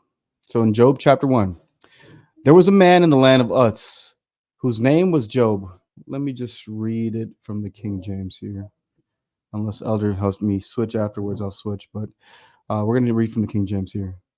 So Job's calamity. There was a man in the land of Uz whose name was Job, and that man was perfect and upright, and one that feared Elohim and eschewed evil. And there were born unto him 7 sons and 3 daughters. His substance also was 7,000 sheep, 3,000 camels, and 500 yoke of oxen, and 500 she-asses, and a very great household, so that this man was the greatest of all the men of the east. And his sons went and feasted in their houses, every one his day, and sent and called for their 3 sisters to eat, to drink with them. And it was so, when the days of their feasting were gone about, that Job sent and sanctified them. and rose up early in the morning and offered burnt offerings according to the number of them all. For Job said, it may be that my sons have sinned and cursed Elohim in their hearts. Thus did Job continually. Now there was a day when the sons of Elohim came to present themselves before the Most High, and Okay. Satan came also Okay. Keep going. Keep going. among them. And the Most High said unto Satan, whence comest thou? Then Satan answered the Most High and said, from going to and fro in the earth, and from walking up and down it. And the Most High said unto Satan, hast thou considered my servant Job, that there is none like him in the earth, a perfect and upright man, one that feareth Yah and escheweth evil?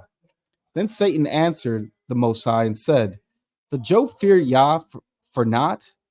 Hast not thou made a hedge about him, and about his house, and about all that he hath on every side?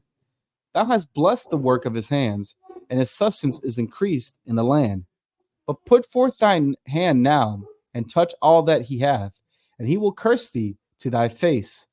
And the Most High said unto Satan, behold, all that he hath is in thy power.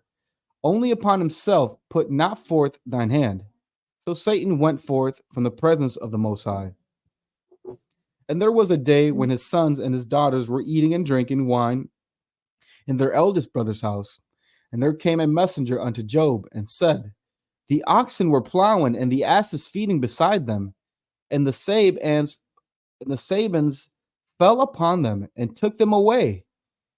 I think it's Sabaeans, sorry. Sabaeans fell upon them and took them away. Yea, they have slain the servants with the edge of the sword, and I only am escaped alone to tell thee.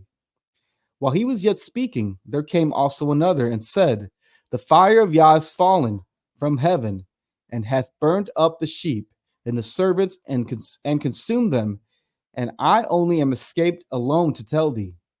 While he was yet speaking, there came also another and said, the Chaldeans made out 3 bands and fell upon the camels and have carried them away, yea, and slayed the servants with the edge of the sword, and I only am escaped alone to tell thee. While he was yet speaking, there came also another and said, thy sons and daughters were eating and drinking wine in their eldest brother's house. And behold, there came a great wind from the wilderness and smote the 4 corners of the house and fell upon the young men, and they are dead, and I only am escaped alone to tell thee. Now stop. I just want you to see this. The same thing that I experienced, that Junior Seau's experienced, the same thing that Deion Sanders experienced. I mean, this is now Job in his. I mean, this is his prime right now. Before he got blessed again. But I mean, and look what happens is all of us experience the same thing where you lose everything you've ever worked hard for. You were diligent. You're faithful. I know I always felt like I had a hedge of protection around me, and then all of a sudden that hedge was gone. And all of a sudden, I'm being attacked from all corners. I mean, bah, bah, bah. I'm just getting rat. Now, look what Job does now. Read. Then Job arose and rent his mantle and shaved his head and fell down upon the ground and worshipped and said, naked I came out of my mother's womb, and naked shall I return thither. The Most High gave, and the Most High has taken away. Blessed be the name of the Most High. And all this Job sinned not, nor charged Yah foolishly. I'm telling you guys, it's tough. Go to chapter 2. I think in 2, does he talk about him being the day that he was born? He cursed or was that somebody else? Let me see. I'm sure it's in here. I don't know exactly where. Okay, you have to go there. So you guys read Job chapter 1, 2. Just read it, guys. It's a good book. But this is what I feel like I'm experiencing. I experienced the Job life, and now I'm experiencing it. It's not gonna be without persecution now, But I just want you guys showing this. The people that's been following, this is up there. I want you guys to be able to see a glimpse of what Yah has been doing in the house of Elder Kabir. So let's go read Job chapter 10, Job chapter 42, verse 10 and 17. And the Most High turned the captivity of Job when he prayed for his friends. Also, the Most High gave Job twice as much as he had before. Then came there unto him all his brethren. Let me make it a little bigger here, sorry. Yeah. Then came there unto him all his brethren and all his sisters, and all they that had been of his acquaintances before, and did eat bread with him in his house. And they bemoaned him and comforted him over all the evil that the Most High hath brought upon him. Every man also gave him a piece of money, and everyone an earring of gold. And so the Most High blessed the latter end of Job more than his beginnings, for he had 14,000 sheep and 6,000 camels and 1,000 yoke of oxen and 1,000 she-asses. He had also 7 sons and 3 daughters, Mm. and he called the name of the first Jemima, and the name of the second Keziah, and the name of the third Keran Hapach. Sorry, I'm butchering Don't it. worry. Okay. Yeah, keep And in going. all the land were no women found so fair as the daughters of Job, and their father gave them inheritance among their brethren. After this lived Job 140 years, and saw his sons and his sons' sons, even 4 generations. Wow. So Job died, being old and full of days. Hallelujah. See, all praise to the Most High. Yeah. Hallelujah. So you guys can see right here that what Yah did back then, he's still doing in the lives of people. And guys, I'm just one of many testimonies. There's many people. Pastor Dow has this testimony. But anybody that's come this way will have this type of testimony.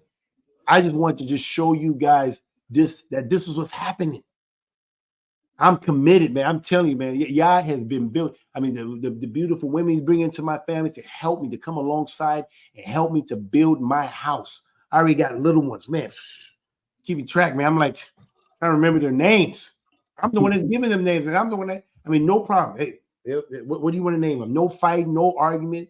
They do what I need them to do. Hallelujah. I mean, man, Yah has been good to me.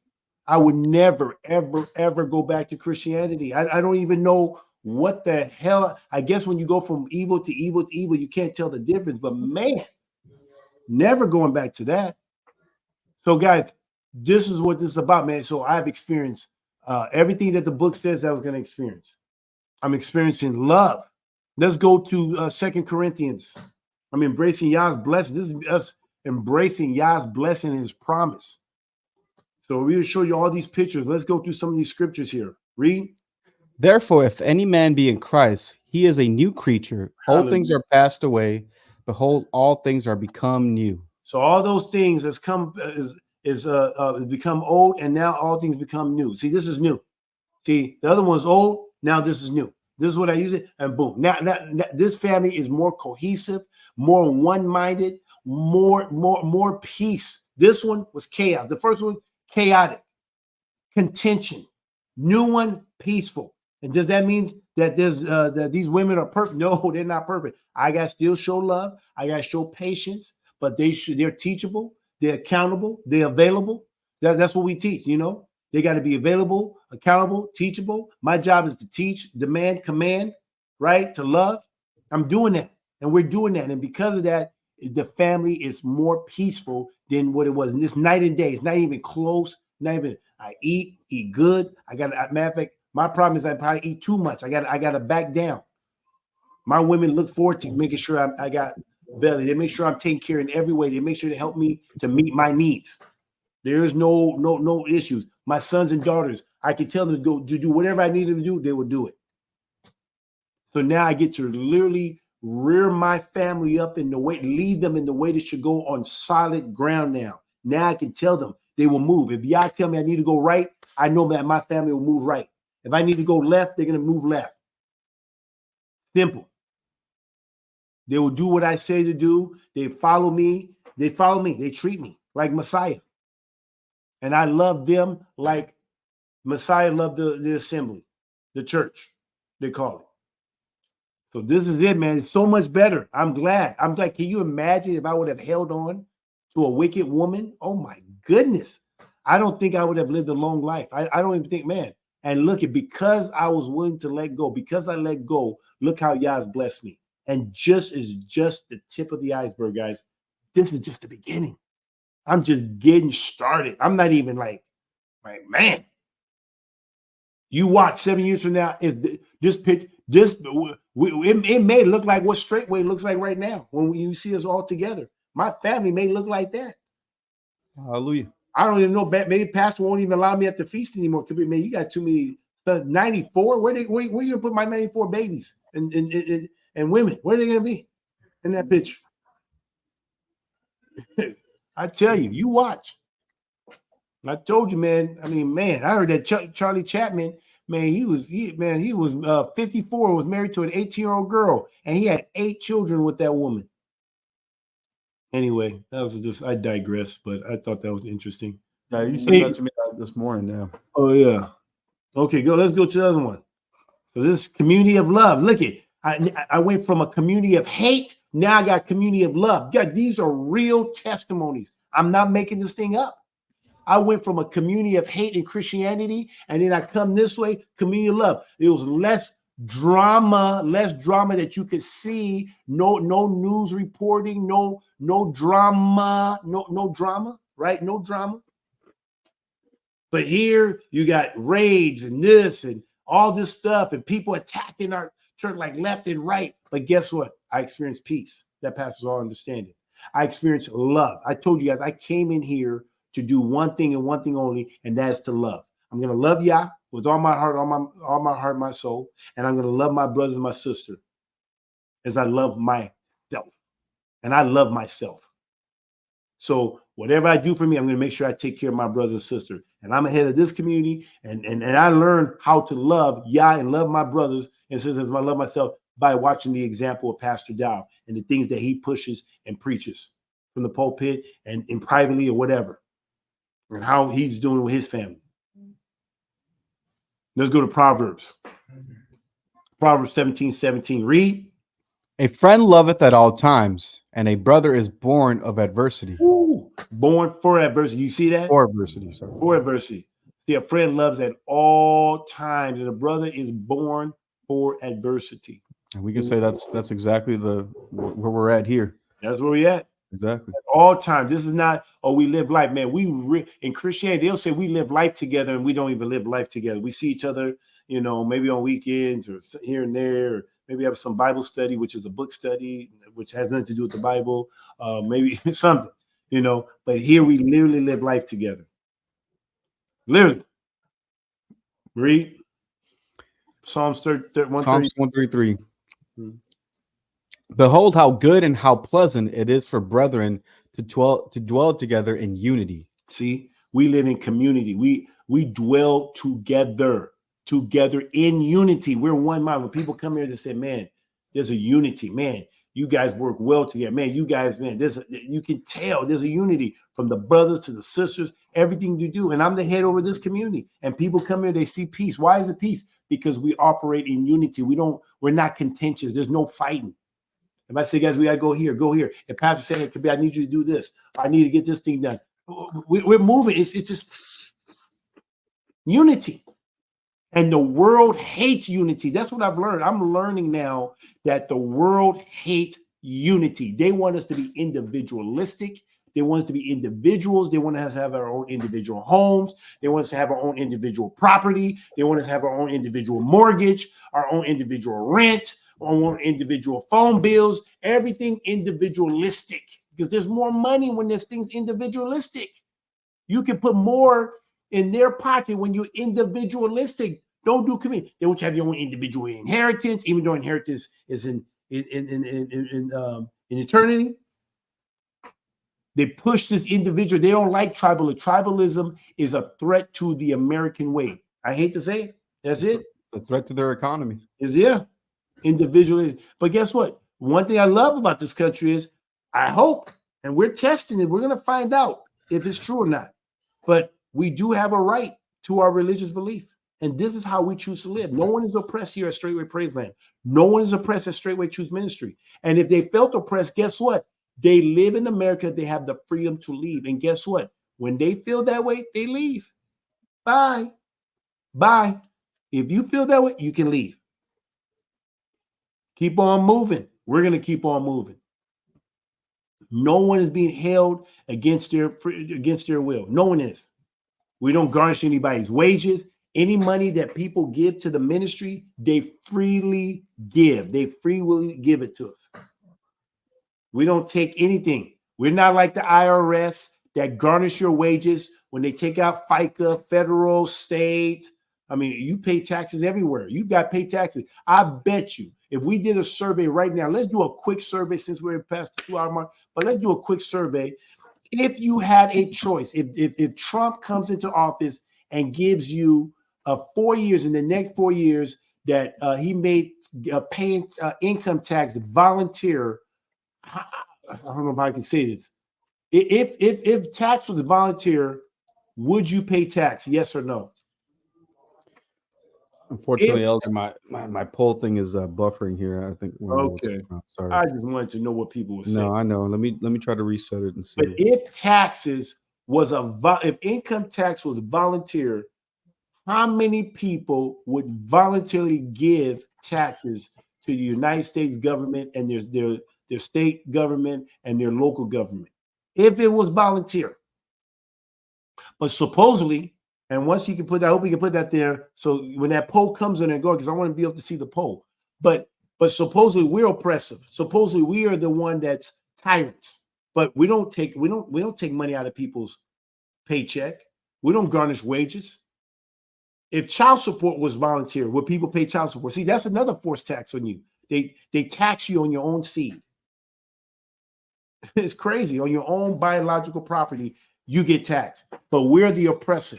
We're the bad people. We're the people that and there's people out there that think they're free, and they'll say we're not free. But we live here and we are free, and they're not free. Isn't that crazy how that looks? Yeah. I just talked to a guy today, and he literally says, man, he's got a lot of commitment to live on community. Man, I gotta have my freedom. He said, man, can they go on vacations? I said, yeah, we are commanded to go on 3 vacations a year, 3 times a year. We are commanded to go on vacations. The community paid for the 3 vacations. What are those vacations, Deacon? Sorry, I'm doing the poll here, Elder. Oh, are you talking about the 3? It's Passover, Pentecost, we got Passover and Unleavened Bread Week. We got the Pentecost and we got Tabernacles. 3 vacations, 3 paid vacations paid for by the community. Take a vacation, get out, vacate the area, head down south, have a ball. Yep, feast days. We're commanded. And then he's saying, well, can they go on a vacation outside? I said, what other vacation? Can they go see family? You mean natural family? People that call the police on you? I mean, I said, usually you come this way. We're not liked by our family. You can't be in here and think you're going to be liked by your family. Now, I'm not saying all, but 90% of them. 90% don't like our ways. Don't like our ways. But we get 3. And then I asked the guy, I said, hey, how many vacations you go? I don't go on a lot of vacations right now. It's hard times right now. Oh, it's hard time. It's lonely out here. Whoa. So you're free and we're not free. That's utterly amazing to me. So you pay taxes, but because you have the illusion that you're free, but you're not free. And there's an illusion that we're not free, we're free. That's amazing. We don't have to pay taxes. How that works? I guess when you give all, what does it pay? Hey, what's the IRS going to come after? Where's that money? We gave it all. We gave it all to the church. We gave it all. What's their tax on? But when you live out there and what the world has to offer, you have to pay taxes. You don't go on vacations that you supposedly say that you get. We get to go on 3 vacations a year. How many people can go on 3 vacations a year? And that your country or wherever you pay taxes actually pay for your vacations. You show me where you can get 3 vacations. Let me see what it says. If you knew you didn't have to pay taxes, would you volunteer pay tax? 100% said no. 100% said no. There you have it. There you have it. Elder, we're so oppressed that we have forced vacations. I know. Forced vacation. Mandatory vacation. Mandatory. Everybody, we are vacationing. That's utterly amazing. Utterly amazing.